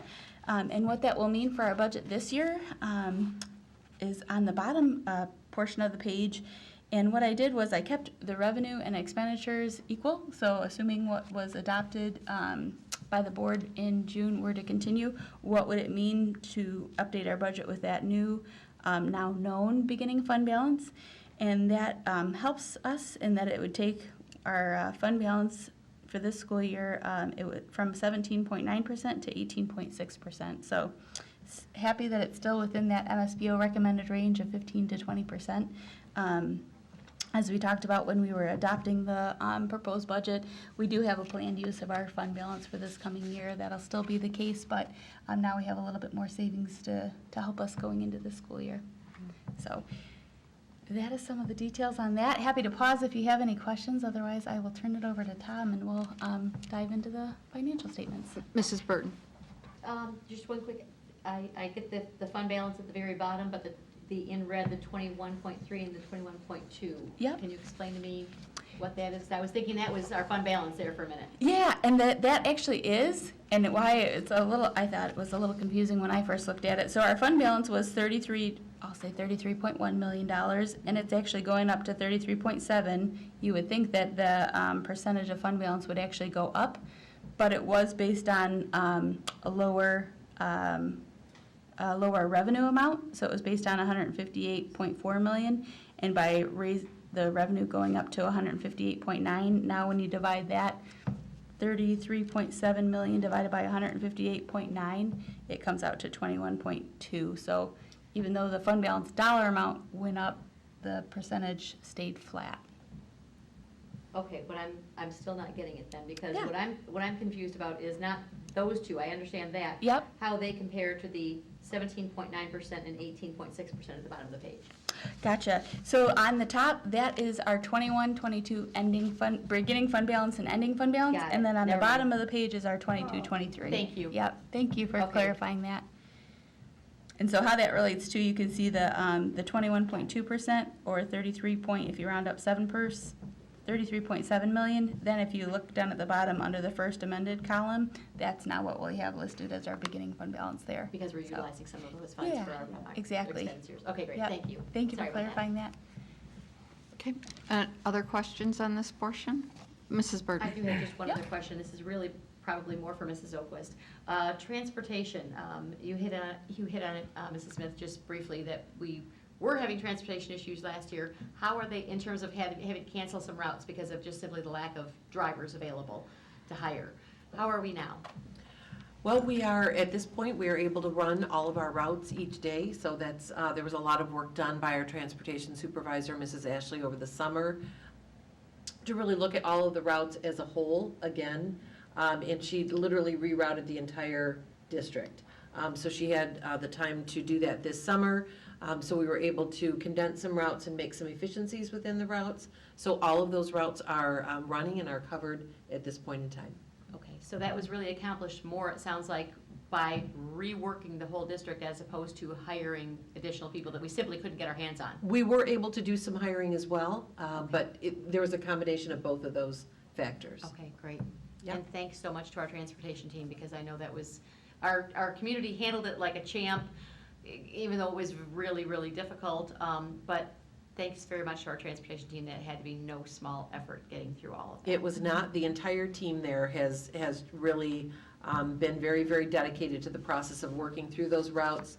Hearing a lot of feedback over the course of the beginning of the year. It required some patience on the part of our families and our students as we worked through those, and our schools as well. But really together, everyone communicated regularly about where some of those challenges were, so they were able to make some modifications, and thankfully things are running well. Terrific, thank you. Okay, with that, I will turn it over to Tom. Thanks, Allison. Good evening, committee members. It's good to see you again. Good evening. Thank you for having me here to present the results of our audit. So my name's Tom Marchese. I'm senior manager with Plant Moran. Been on the district for a number of years. Basically, we're engaged by the district to express opinions on the basic financial statements and the federal compliance audits. The opinions that we express are the culmination of our work that extends several months. As Allison said, we started our work in May with some of the planning and risk assessments. We were on site in June to do some of the interim audit procedures, and then we came back in September to do the last of our field work on the year-end balances. So what that entails is we'll look at the cash balances, the employee compensation expenditures, the liabilities reported at year-end. We do testing of subsequent disbursements, make sure that the district's captured all of the liabilities as of 6/30. We'll look at the receivables, make sure that the district's collected monies after year-end to validate those receivables reported. And all of this is in addition to some of the tests of transactions we do. So we'll look at transactions that occur over the course of the year, make sure that they exist and that they are valid. On top of that, we'll look at key controls at the district just to make sure that management has a good basis to provide us with solid financial statement information and that the charges to federal awards are reasonably supported based on the internal control environment. So with that, our work spans over several months, as I said, but we're happy to provide the second page here is just our unmodified opinion on the financial statements. And again, that's a testament to the business office and the quality of information that they're record keeping and the documents that they maintain. I did include this report here. You'll see that it has a draft watermark, so we're in the process of finalizing. But the opinion letter this year looks a little bit different just based on an updated auditing standard. You'll see that the opinion is moved to the top this year. In recent years, it was on the second page, and because our main goal is to provide the opinion, the standard said we should move it to the top just to make sure that people are aware that this is the most important item in the letter. So on page 2, we start with the governmental funds balance sheet. Again, I'll just highlight some of the key items on this report, and feel free to interject with any questions. Ms. Smith did a fine job presenting a lot of the materials, but I'll try to capture what I can here. So the governmental funds balance sheet, users find this fund level to be most helpful often. The major funds this year are the general fund, the special education fund, and the bond series 1 fund, which are listed across the top. The main operating fund, the general fund, is where I'll clue in on a lot of my commentaries. So total assets in the general fund were $73 million. Those are largely comprised of your July and August state aid receivable, and then separately your cash and cash equivalents held in the general fund. On the right side, you'll see a big number, $81.3 million for restricted assets. Those are largely comprised of amounts restricted for capital projects and debt service. So within the liabilities back into the general fund, you have $39 million of liabilities, and the largest portion of that consists of your summer pays accrued for your teachers. Moving down towards the bottom in your fund balance, you have $32.8 million of fund balance. Within the fund balance classifications, you'll see an amount assigned for the subsequent year's budget, and as Ms. Smith had alluded to earlier, you have a projected spend down where your fiscal year 23 expenditures are slated to exceed your fiscal year 23 general fund revenues by $3.1 million. The $32.8 million total fund balance as of fiscal year end 22 represents a 1% decrease from the prior year. And as Ms. Smith alluded to, that represents about 18% of fund balance as a percentage of general fund expenditures. I will jump in there really quick. In our district, we keep our funded projects and our general fund separate, but when we're reporting it up to the state or when we're doing our financial statements, those two are combined. So you'll see the $32.8 million that we just talked about on the financial statements is different than the sheet that you see on the other hand, and that's because this is just the general fund, and then this includes the funded projects.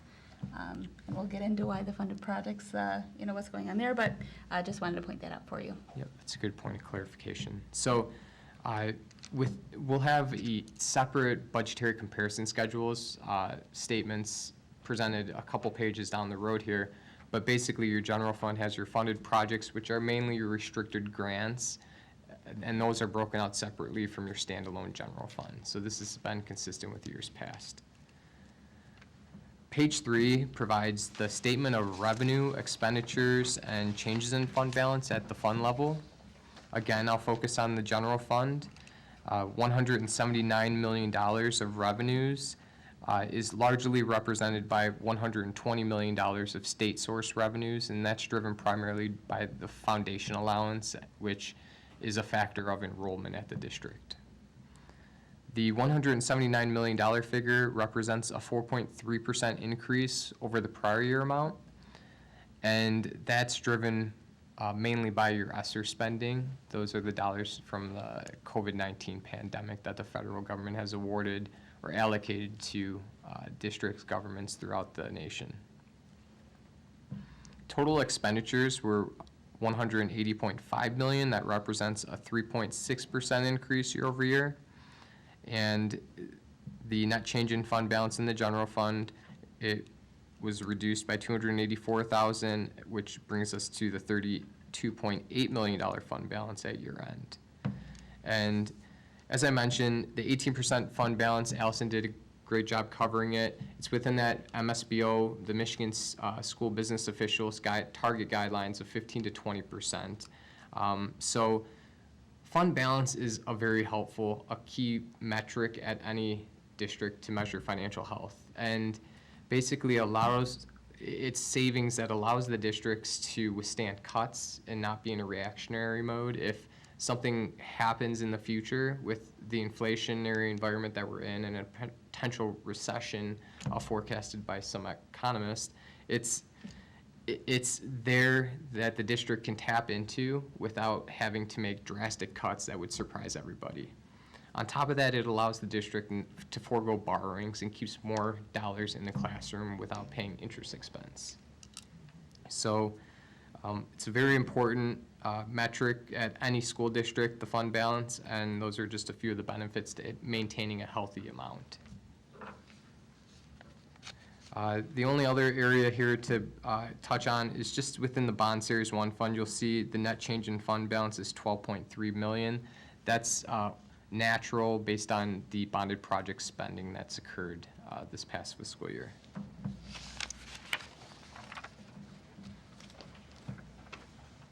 So this next schedule, the budgetary comparison schedule for the general fund, this is separate from the funded projects portion. You'll see that the total revenue amounts of $156 million in the final budget column versus the actual $156.4 million in the total revenues is about a 0.3% variance. The original budget was passed in June of 2021 when there was a bit of uncertainty involving the state aid amounts that were going to be received by the school. So when the final budget was passed, it adjusted for the ultimate state aid that was received. Total expenditures were $159 million budgeted versus $157.5 million actual. As Allison alluded to, that's about 1% variance, and the sound budgeting practices typically would range from 1% to 3%. So the district is well within that acceptable window. The planned use of fund balance was about $1.5 million. You'll see that the funded projects has about an $877,000 decrease in fund balance, and this general fund portion is $593, which ultimately equates to that $284,000 net decrease. Page 5 just includes the funded projects, and the line that I'll point out here just involves the total revenue. So the original budget included about $32.7 million of funded projects revenue. The final budget had $43 million, and the actual budget came in at about, or the actual amounts came in at about $22 million. So the final budget included the maximum amounts that were available for the ESSER funding, and the district ultimately didn't elect to spend those amounts in fiscal year 22, and it shifted it outward. So those would involve mainly your ESSER $3, and those are going to be available for the district's use until September 2024. So you're not losing amounts or funding from not using them, you're just planning to use them in the future. I'll just elaborate too while we're on that point. So we did get a good amount of federal funds over the last few years to help us respond to the pandemic, and we have had ongoing discussions, with the board about not using those all up in one year, but being mindful of that. And the ESSER 3 grant can be used through 23-24 school year, so we purposely planned a 3-year spending plan to use those dollars to try to get as much benefit from those dollars as we could. So.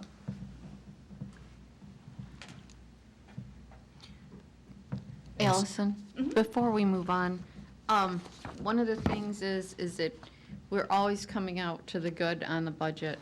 And can you just maybe explain why we don't ever come out on the bad side of the budget, and why it seems like maybe we're being a little over-conservative, and why that's not balanced out a little on the other side of maybe going a little over budget? Yeah, I am happy to elaborate on that. So by law, we can't spend a penny more than what the board has authorized us to do. So we do have to, even though we bring the budget towards the end of the school year, we normally still have at least 4 or 6 weeks left, and we do have to plan for events that could happen that aren't even on our radar. The repairs to the vehicles, for example, the, student moving in that needed some additional services. Without the board's authority to do that, our hands would be tied and we wouldn't be able to move forward without holding an emergency meeting with the board to get additional authorization. So we always do have to put some cushion in there.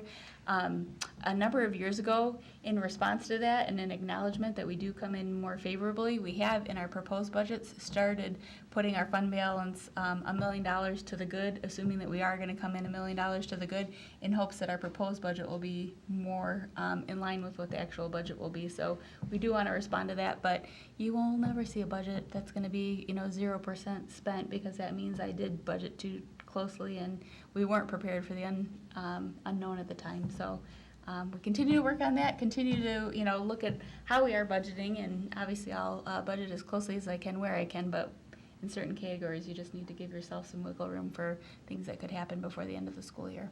Thank you. Mr. Patrick? Mr. Johnson? Thank you. But I would point out that we're within that 1%. Yes. I mean, it's, the range is 1 to 3, and we're always around that 1%. So even though we're on the good, we're still on the low end of the range that's acceptable. Thank you. Yes, we are. That's what we strive for. Any other questions? Just along that line, I've never had our household budget come in within 1%. To have a school district of this size budget to come in within 1% and to consistently do so, you are to be commended, and as the entire staff of not only the finance office, but the folks in our district who have then responsibilities to spend each of their individual budgets. As you said, we cannot authorize, they can't spend any more than what's already authorized, but we have a lot of very responsible people who are handling this budget really, really well. But again, to come in within 1% and to consistently do so is commendable. Thank you. And I And think it's not lost on us. that also goes into having a solid fund balance as well. If we have a solid fund balance and we're squeaking by on our budget, then, and we don't have the extra money, because we can't go negative, we can't put ourselves into a loss position, even though we know that we're probably not going to spend it all. So this allows us to make those budgets, allows us to move forward, and it's great when we have a little bit left over, but that doesn't take away, having a little bit left over doesn't mean we had to take away or shortchange the kids because we didn't have enough fund balance for that cushion. Very true.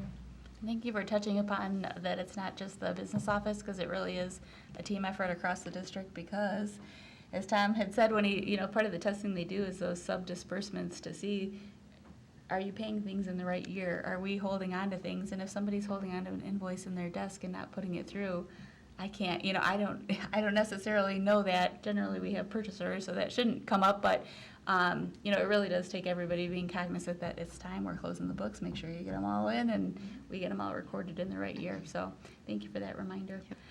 I did want to mention too, I don't know if Tom was already going to touch on it, on that one, something that we haven't seen before in our funded projects fund is not, normally the fund balance is a 0 because what we spend, we normally get the grant funds to cover.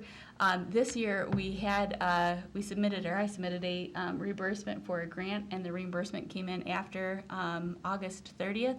So technically the revenue wasn't available to offset the expenditures this year. So in that actual column, you'll see the $877,400. That's a timing issue. That's not that we spent money that we didn't actually get grant funds to cover. It is simply that the revenue came in after August 30th, so we couldn't record it in this coming year. Did I steal your thunder, Tom? No, Okay. you explained it very well. So the last point, just about those remaining ESSER dollars, I'd be remiss if I didn't mention it, is that there's a few more restrictions on those dollars than there were on the previous ESSER 1 and 2 series. So just to address learning loss and underrepresented populations, just to keep that in mind when you're drafting up budget planning and amounts to expend going forward.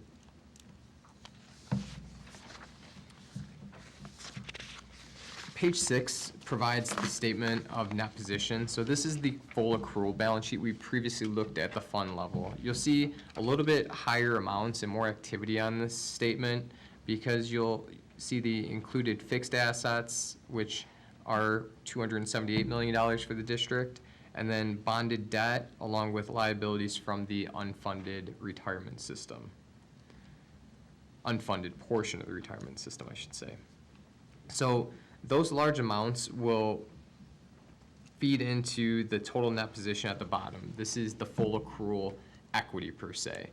And you'll see that it's in a deficit position of $236 million. That's standard across nearly all districts in Michigan that participate in the MIPSR's retirement system. Because again, the retirement system has an unfunded liability that's allocated across all districts throughout Michigan for their proportionate share. It's a required piece of accounting as well that is going to be, commonplace for your statements in that position. Mr. Johnson? Thank you. Tom, we've heard, I mean, in the past, how long it was going to take to extinguish that debt. Has that changed at all?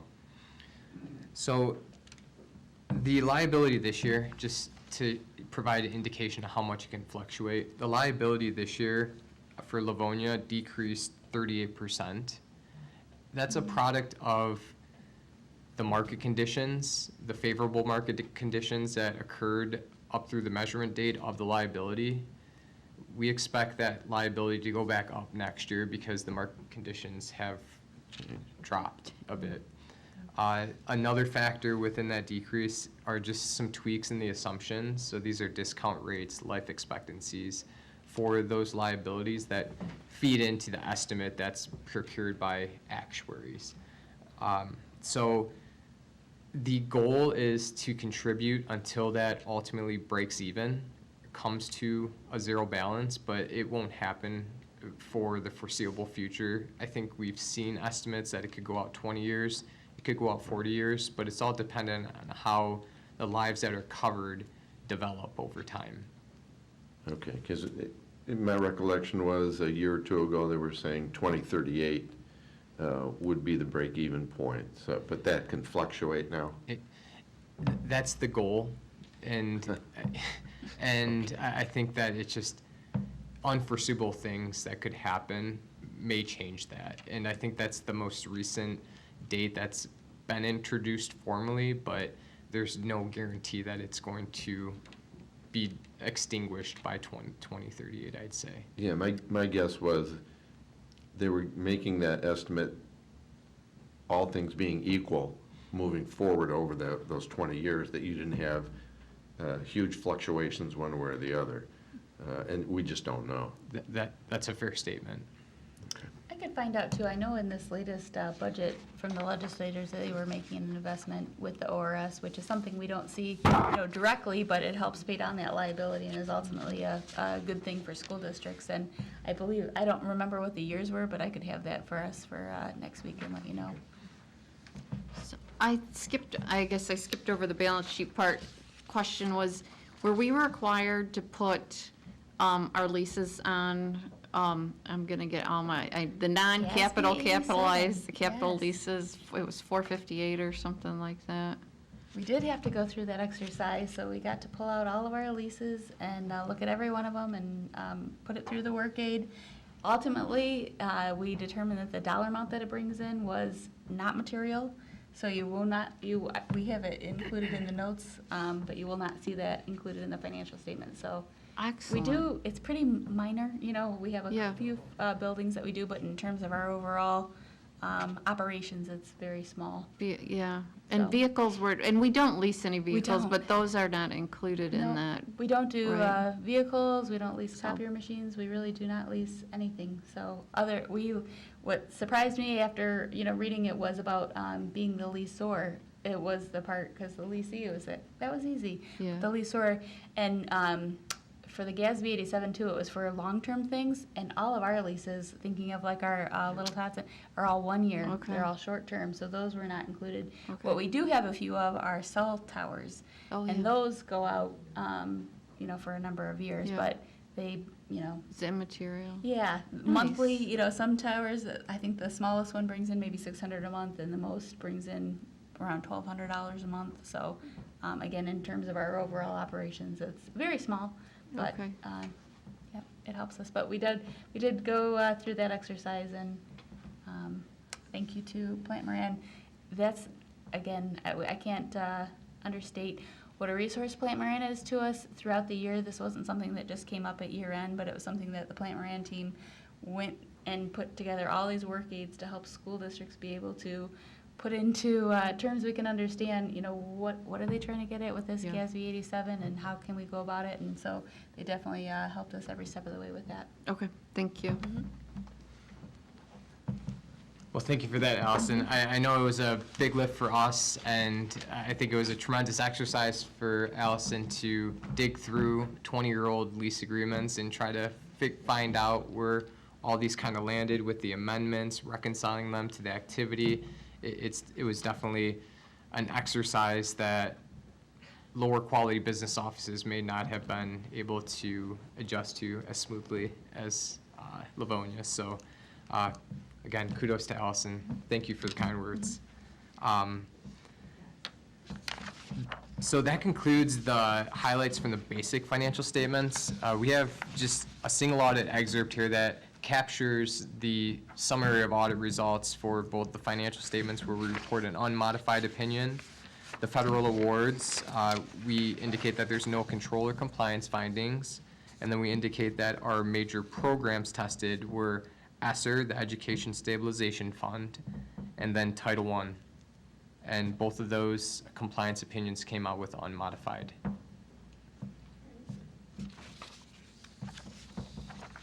The next page just has the final page of the CFA, and the item to point out here is just the total federal expenditures at year end. Apologize for the small font.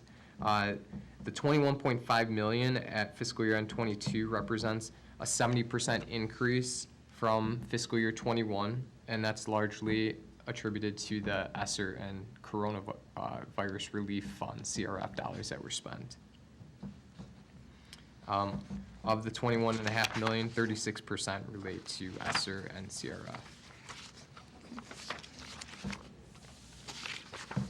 Is there any other, do you guys have any? No, the final part is just the letter, and it just, again, we just reiterate that our responsibility is to provide an opinion on the financial statements. We've provided those opinions to you.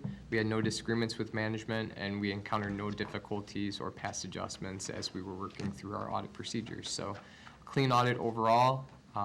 Appreciate the opportunity to present to you here today and work with Allison and her business office. So thank you. Do you guys have any other questions?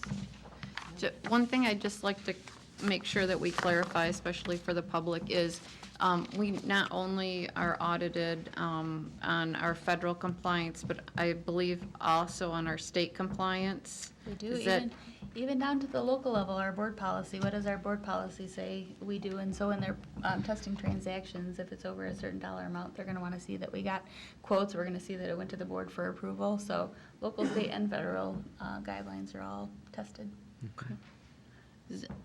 Mrs. Burton? And again, just for the benefit of the public, when you're saying it's an unmodified opinion, that is the highest opinion that can be given to a school district. Yes, thank you. That is the highest level that we can provide as an audit firm for any client that we have. It's a high bar that we set, and we do put clients through the rigors in addition to their normal day-to-day operations, so it's no small feat. Terrific. Thank you very much. Thank you. Thank you both. Allison, please make sure, reach out to your staff and let them know how much we appreciate being able to make these reports and clarify and assure the public that, you know, we are following our procedures and making sure that every dollar is spent in a proper manner. And Tom, thank your group. I know it's a grueling task to perform an audit, and there's a lot of minutia. It is not necessarily a super high level glance over. Right? There's a lot that goes into it, and thank you both for taking the time and doing such a great job for us. We appreciate it very much. Thank you. And No, it'll be. no. Yep, we will bring Yep. it. Yep, thank you. Yep, and Smaller version of it next week. a smaller version, yes. Oh, it's good that we do the deep dive now. And Mrs. Smith, for the public, once we get past the draft, the full audit report is on our transparency It page. is, yes, so that, it'll go to the board for approval next week, and it's still running through the Plant Moran Yep. rigors to put it in its final format, but it'll definitely be out there either by the end of this month or early November. Okay, so this will all be able to be read right on the website by anyone in the community that wishes to go over the full audit. Yes, thank you Okay. for pointing that out too, and we make it very easy for you to find. It's actually a state requirement. We have a transparency icon right on the homepage, so you don't have to dig around. You can click on that, you can see our financial statements. we're in the process too of submitting our information up to the state, and they will give us pie charts and whatnot to put out there so you can see at a glance kind of how the district is spending the dollars that have come to us. We've got check registers out there, we've got our collective bargaining agreements, a lot of information out on the website, so definitely check it out. Okay. Okay, Thank you both again. And then that concludes finance for tonight. Thank you so much. Thank you for the late hour as well, Tom. Thank you very much, Thank Tom. you. President Burton, as we transition, I do have one financial update that Mr. Weber has sent along. Sure. As a follow-up to our discussion about RTA and the roofing. He wanted to note that the contingency for Grant Elementary's roof replacement, which was the one that was completed this past summer, the contingency of $88,332 will be returned to the sinking fund in its entirety. And this is now the second summer in a row with zero in change orders to the roofing contractor. So we wanted to note that that is not common in the industry and is a testament to the quality of the work of RTA. So certainly good news worth sharing. Excellent. Thank you. Wonderful. Thank you very much. We'll go back up to item 4 for the curriculum committee, and I'll turn it over to Mrs. Acosta. Thank you, President Burton. We have 2 items this evening for curriculum committee, and they're both from Mrs. O'Brien. And we'll begin with item A, benchmark and PA 48 goals, state required. Thank you, Mrs. Acosta. I just wanted to take a few minutes and go over our goals for this year. We spent a lot of time talking specifically about PA 48 goals, but I just want to wrap that around some of our other state required goals. So we've had read by 3rd grade requirements that we need to test all of our 3rd graders by, well, 1st through 3rd grade within the first 30 days, report to parents. So in the last several years, we've kind of rolled several of these together. So we have PA 104H and PA 98B, which also require that you have a benchmark assessment system in reading and math, K through 8. And you must use a state-approved assessment. So we use iReady. So we've been doing that for quite a while. When PA 48 came in and they said, so you need to have a goal preschool through 12th grade, but it merged with 104H that you needed to use iReady for K through 8. So we just did, which is why we talked about high school goals quite a bit last year. We also have to have our goals aligned to state standards, which ours are. We also have to report them on the same transparency page Mrs. Smith was just talking about. So we post all of our goals, our PA 48 goals on the school websites, and then how our students do, broken out by demographics. And then this year, we also have to report our data to the Michigan Data Hub. So we joined the Michigan Data Hub. It's a storage of school assessment data. And so this year, we joined it actually last year as a part of our MyKIP district school improvement plan. This year, you have to put in what your goals were, what your benchmarks were, what mode you are in school. So we do have to report that still. That's a piece that's still hanging out there from the pandemic. It does automatically assume that you're in person unless you tell it you're not. So that's there. And then your student growth data once you start collecting your mid-year and your end-of-the-year results. So last year, we did all these things, but we want to make sure that we let you know that all of these state requirements have been layered upon each other. And so when we report our goals, our overall district goals with iReady for K through 8 are also their PA 48 goals. Our preschool and our 9 through 12 have a requirement to have PA 48 goals, but they don't utilize a benchmark assessment like iReady. So then you are allowed to use a district-created assessment. So I just wanted to kind of give you a little bit of background on how so many of these things fit together, but there's also specifics under each one. So as we are entering, I think, the 6th week of school, I just wanted to take a moment and share with you our goals for this year. So as you know, with iReady, we've utilized in the past 2 years the individualized student growth, so the percent of students that hit their individualized target. And Mr. Hillard, our assessment coordinator, would say that's a median score, and therefore you don't go very far from the middle because it's a median. So we worked with our principals and we rewrote that goal this is for kindergarten through 8th grade. So mid-year or end of the year, the goal is the same. All students, including our subgroups, will be at mid or above grade level, so they'll be at grade level or above, or increase their placement level on iReady, so they'll grow. So if I am a 3rd grader and I'm reading at a 2nd grade level, I will grow. And Mr. Hillard is using iReady's scaled scores to help us determine the amount of growth that is required for mid-year and end of the year on the iReady diagnostic. So we talked to all of our elementary principals and our middle school principals that we would like to write the goal that way this year instead of using the individualized reading. So when I come to you as required in January, by February 1st, we share our mid-year results. We'll be talking with you about the percentage of students who are at mid or above grade level or have made growth in reading and math using the iReady. So that's our goal for the majority of our students. PA 48 also allows schools to add additional goals, and last year we had a few schools that added their writing to it. This year, we're just going to stay focused on the benchmark assessments and just kind of streamline that. Not that there's not school improvement goals, there always are, and many schools have a writing assessment, they have climate goals that they work on and additional things, but for our state reporting, we're gonna stick to that.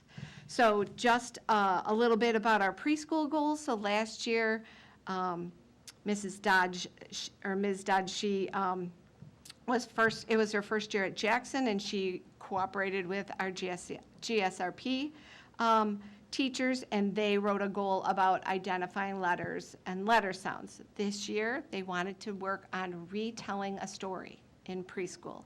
So being able to tell 2 things about a story that is read to them.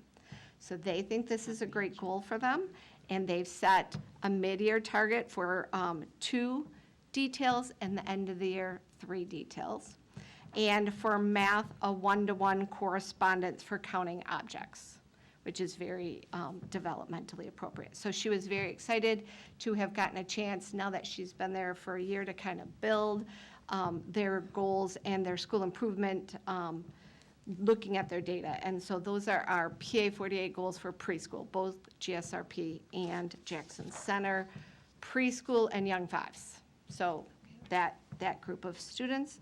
And then, so our high schools. So for ELA, we are staying the course with what we had last year. So they are using iReady for 9th grade. iReady does not go on beyond 9th grade, but they think it is a good connection to middle school for them to see where their iReady reading scores are. They're going to write that goal the same, where all students, including all subgroups, will be at mid or above grade level or increase their placement. Then last year, our ELA department chairs worked with Mrs. Finkel at the time to write an SAT-aligned assessment. They felt that that was a good assessment last year and a good starting point for them to be looking at PSAT in alignment with PSAT 9, 10, and then SAT 11. And so they're going to keep that same goal utilizing that same district assessment. So their goal is 60% of all students at mid-year and 80% will pass their district-created SAT-aligned assessment. So that's the same goal as last year, and it's the same assessment. So math. So last year, we wrote our math goal, and we utilized an SAT-aligned Heart of Algebra assessment that teachers worked together, thought that was a good choice, and now feel like it doesn't necessarily align with our instruction. And so our, again, department chairs, some of our content area leaders have worked as a group and have created a 9th grade pre-algebra, algebra skills assessment, so grade level skills, because we do have one high school that teaches math in a different order than our other 2 high schools. This has to be a grade level assignment. It's not a course assessment according to the law. So it's 9th graders.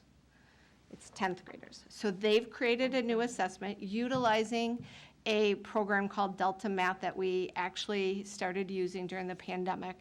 They've worked with Mr. Hillard to put it in Illuminate, which is our data warehouse. And so their goal is all students, including subgroups, will achieve 70% or higher on the LPS grade level math assessment or improve their score. So again, looking for that achievement or growth from the beginning of the year test cycle. And one of the really great things that they've done is they have created 2 more levels of this assessment so that when students hit the level 1, which we're using for the PA 48, they can have the target of hitting the next level of rigor, which teachers feel like will be a really good tool for them to use in their PLC teams.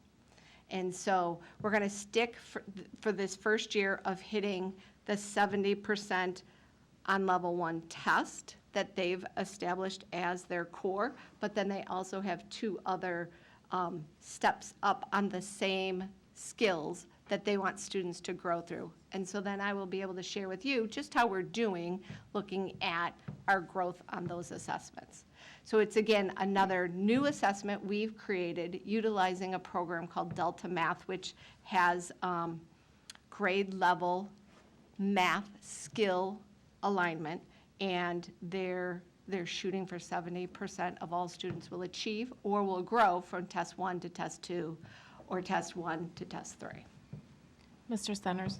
So, a couple of things. If we were talking about, I think K8, you said reading scores, and you said mid-year if they're at grade level or they've shown growth. If a student is, so that's a half year essentially, right, from the beginning of the year to mid-year. So are we showing, does showing growth mean those students that are behind do greater than a half a year growth? Or does any growth suffice? What I'm saying is because they're behind, you got to bridge that gap, right? Right. And it's similar with like the math. You said growth. So if I was proficient in 30 out of 60 standards at the beginning of the year, Yep. 31 out of 60 is technically growth, but probably not the growth we would want to see. Correct. So with iReady, there are performance bands for that help guide teachers' instruction. And so mid is like the beginning of the year of a grade level, and then at grade level or above, right? Then there's 1 grade level below or 2 or more grade levels below. We're saying move their placement. So if I'm 2 grade levels below, the goal is to get me into 1 grade level below. If I'm in 1, it's to get me at early that grade level. So again, maybe by the end of the year, I'm an early 8th grader. I might have been at 5th grade. I'm at early 8th grade. So I'm still not, I don't have everything other students may have by the end of 8th grade, but I've grown that much. So it's their it's like a block. It's not just a point. We don't want just that. That makes a lot. Yep. That Thank makes you a lot more for- sense. Thank Yeah, you. thank you for the clarity. President Burton? I've got a question about the high school math. Yep. Okay. First off, do we still, you said it's taught differently in one of our high schools, but in the other 2, are we still teaching Algebra 1 and then Geometry and then Algebra 2? In one of our high schools, we teach Algebra 1, Geometry, Algebra 2. In 2 of our high schools, we teach Geometry, Algebra 1, Algebra 2. Okay. So based on that, and thank you for the clarification on that. You're welcome. How does the state define which one is the 9th grade math and the 10th grade math and the 11th grade math? So it's district, for PA 48, it's our choice of our assessment. So our schools got together and made what they think is the core understanding, and they feel like this is the right way for them to say, at the beginning of high school, coming out of 8th grade, they should have these skills, regardless of their first course in 9th grade, right? Because coming from 8th grade, they all have had the same. Right. Then in 10th grade, they have looked at what they have the same. So it is on our radar to begin to look at our alignment with all 3 high schools in math. But they felt that this year, they wrote this new assessment that they feel like this will give them the information that they want. So this assessment for 10th grade then covers basic math information that every 10th grader should know, regardless of whether or not Correct. they're actually taking geometry or they're taking algebra. Yep.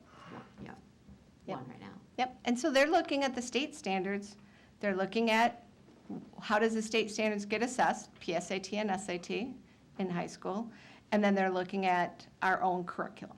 And they've created, utilizing this platform, an assessment that they feel hits all 3 high schools, that they all made agreement together and worked as a team to establish this assessment. So that just doesn't make sense to me, in that if some are teaching geometry and some are teaching algebra, how can we have one assessment that's covering both when half those kids haven't had the other topic yet? Yeah, so when you think about geometry, when we all took geometry, we utilize a lot of math skills in geometry, right? We had to know theorems, we had to identify why an angle was the way it was, and all of those things. They utilize other math skills in geometry. They feel like these are universal math skills that grow throughout high school that a student would need, regardless of the course between 9th and 10th and switching those 2 around. This would be a good opportunity for us to gather data again about our alignment of where our 3 high schools, our math courses are. And that's something we are going to be looking at, whether or Yes. not we should continue having 3 different paths. Yep, so through math. the one school we did as a pilot, and the pilot was supposed to actually end in 2020. But then, And you know what so happened in then, 2020. so then we didn't have very good data from all 3 schools from 2020 or 2021. So now we have last year's data, and so we're going to begin that process soon, because we need to be able to know what our course schedules are for next year. So is the goal ultimately, you're saying then, or am I understanding correctly, that the goal is to have all 3 of our high schools ultimately aligned? We're going to align them one way or the other, but they will be aligned? Yes. Okay. And when are we targeting that to happen? Or By do we not know that? Christmas or the beginning of the new year at the latest, because again, we need kids then to choose courses for next year. Got it. And Okay. we'd have to make plans of how to realign 1 school or 2 schools and get them the materials that they need for a 1-year switch, right? We have all the materials, but there'll be a Right. year with a lot of kids in a course or at 2 Yes. schools or 1 school. Okay, thank you. You're welcome. So I just want to piggyback. Oh, Sorry. you probably have the same I question just I want to do. piggyback. So then I'm assuming that the assumption is that with just looking at math skills generally, that the students will be prepared to take the PSAT Correct. and be able to hit those target questions? Or does the PSAT have questions that are specific to geometry or algebra that our students may be missing at that grade level? Am I explaining myself? Yep, so the PSAT math has the universal math. I'm sure there is some geometry on our 8th grade, or not, because the geometry strand, we teach all the way from kindergarten. So the focus is, and not all districts have them in the same order. So PSAT has the universal expectations of 9th grade, 10th grade, that we're using as the target, one of our targets, along with our curriculum. Did that answer your question, Mrs. Bradford? For now. I'm good for now, thank you.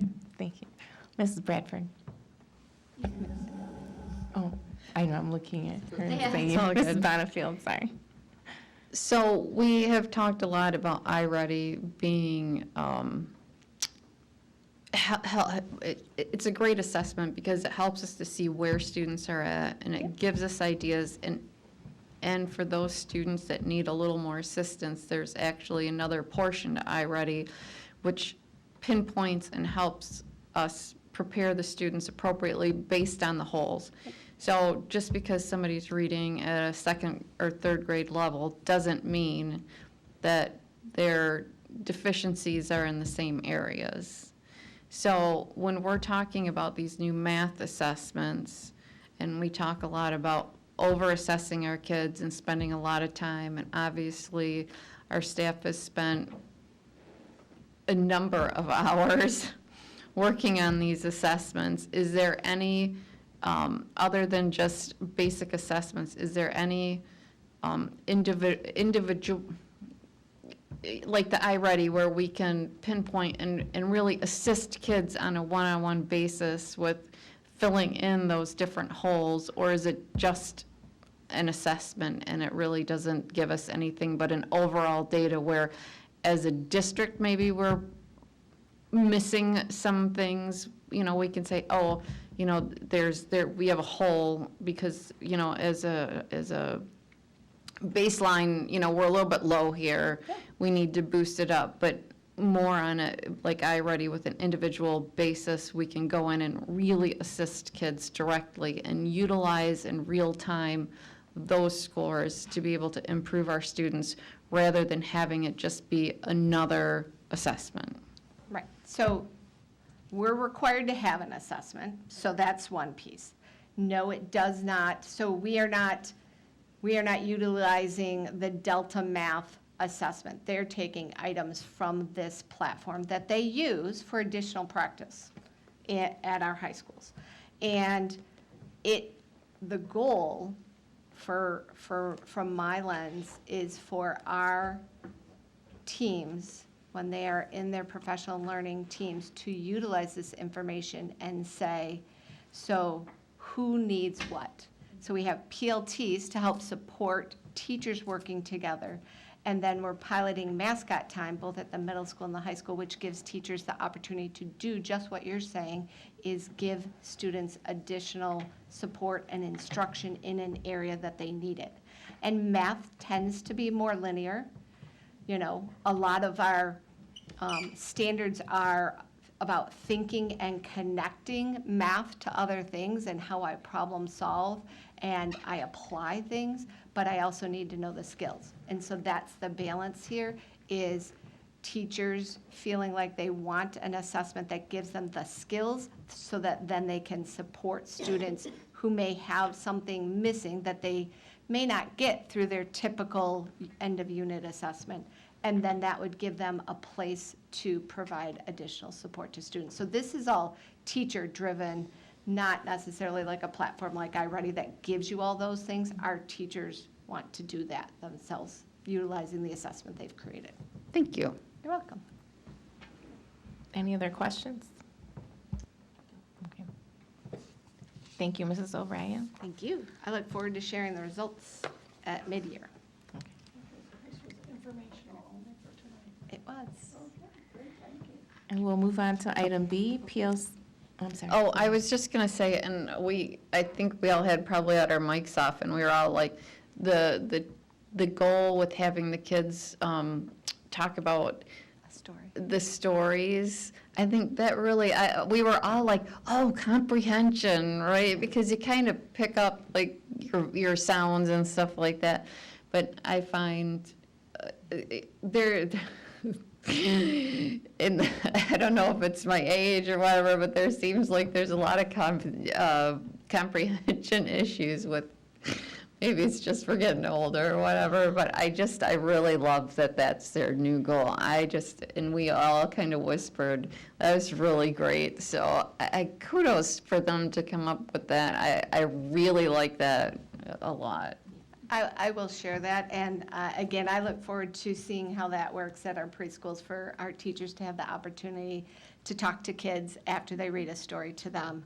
We do running record type things like that at elementary. This is for our preschoolers, so if I were to read a Curious George story, for them to identify some details of that story, I think that's a great goal for our kids. Yeah, that's terrific. Thank you. Item B is PLC district update. Mrs. O'Brien, take it away. Thank you. I just wanted to share for a minute what we've done in beginning to work with our teachers or continuing to work with our teachers on our professional learning communities as a district. So you know that last year we offered the virtual conference 2 different times, and our administrators brought leadership teams to the PLC at Work. It's a 2.5-day conference, and that was a way for our buildings to begin to talk about how we could use this time to support teachers, to support students. Our goal this summer, I brought to you, is to offer the conference again. We were going to offer it in August, and we had 36 teachers signed up, and just kept talking about, so how do we get everyone this opportunity? And so I worked with Solution Tree to provide that conference experience to all of our staff. And on August 31st, everyone experienced day 1 except for our middle school and upper L math teachers who went to mid-school math training. So they were provided a conference that was videos of keynote speakers and breakout sessions. And although they were given lots of great information, it was a lot of videos to watch. And we asked for feedback, and teachers said, break it up, give us more time to talk and to, grapple with what they're presenting. And so October 3rd was our second PD day, and we provided day 1 to our upper L's, and we made some changes so that they had some team time. So they got the keynote, they got an opportunity to attend a breakout session, they got some time in their district teams and did some work there, and then had a short closing. So we took some of those videos, we shortened them, we picked the most important parts, but then built in time for teachers to work together. Our secondary schools, our amazing administrators all took roles and led breakout sessions. So they came to their second day of PLC and they attended a breakout, so they got to pick what they attended. And again, administrators pre-watched their sessions and made sure that they hit the most important parts and gave teachers time to talk. Then they got time in their district teams to look at their common summative assessments for first quarter and do some planning for that, and then attended a closing on PLCs. And so our secondary staff has had 2 full days of PLC experience. And so then our elementary folks will have that same experience on November 8th to close out their trying to give all of our teachers that same basic information, so that when we use the words professional learning community, when we use the word professional learning teams, when we talk about collaboration, everyone has had some of the same information and experience. And the power of this work, we've given everyone that experience. And so I just wanted the opportunity to share with you just how it's been a great start in providing our teachers a similar experience, but we've tried to differentiate it based on their needs, but it will give us that momentum and that support moving forward. Did you want to share anything else, or did? No, I think one of the things that I appreciate so much about our Division of Instruction team, Mrs. O'Brien, Dr. Terrio, Mr. Green, and Mr. Etu, was really their desire to listen carefully to the feedback that we had gotten after the opening PD, and really try to balance the desire to get, over 900 teachers trained. Certainly, we've been doing work along this line for a number of years, but we felt it was really powerful last year to have that 2.5-day training, and that's what we were trying to replicate. We also knew it would take years to do that if we were going to send everyone to the conference. And so really working with a limited repertoire available to us, it was primarily virtual. And so based on feedback, as well as our experience being there, we were all there and we experienced it as well. And the team really took it apart and completely recreated and turned it around for October 3rd. And they'll be doing the same for the elementary level on November 8th. And so there is an element of choice where there are a number of different breakout sessions, so teams can decide that they're going to go learn about different facets, or they can learn together in a breakout. So there'll be an opportunity for choice as well as common messaging at the start of the day and at the end of the day. And what we're really trying to do is just, again, build that foundation of common language. We are a large organization, and we're doing really big work in this area, and it's going to take a little while to get good at it.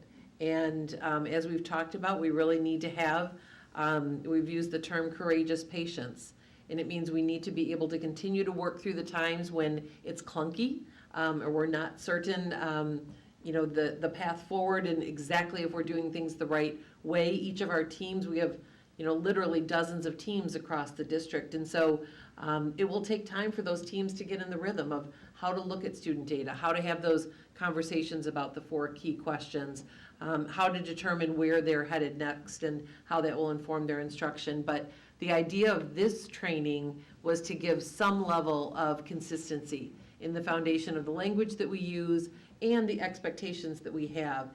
And our goal is, while we have high expectations for this work, we also want to provide a high level of support. And that's exactly what the Academic Services Department, in conjunction with the rest of our Division of Instruction, is really working to do, which is why that role of the individual school leaders is so important as well, because they are the ones that are there, floating in and out of our professional learning team meetings during the week. And as you know, that was really a cornerstone of the work we did in IBB this past spring, was to get that time so that every team has time on a very regular basis to be able to continue their professional dialogue about the work that their students are doing and in where we need to head next. So we are very, very hopeful in this. We know that this is hard work, and we want to provide that support to our staff as they grow in this area and as we continue to grow overall as a district, as a professional learning community. So much thought and time and effort has gone into this, but it will be certainly worth every piece of that effort. Thank you. Any questions? Okay. Thank you, Mrs. O'Brien. Thank you. And that concludes our curriculum committee report. Terrific, thank you. Next item on our agenda is policy. Mr. Johnson? We don't have anything. Mrs. Oquist, do you have anything? We do not. Thank you. That concludes policy. All righty, next is personnel. Mrs. Bradford? We do not have anything. No? No. All righty. And last is legislative. Mrs. Jarvis? Thank you. We have no agenda items tonight. Mrs. Oquist? That's correct, we do not. All righty, that brings us to the end of our agenda. Thank you so much for being with us this evening, and we are adjourned. We will see you folks next week. Have a nice evening.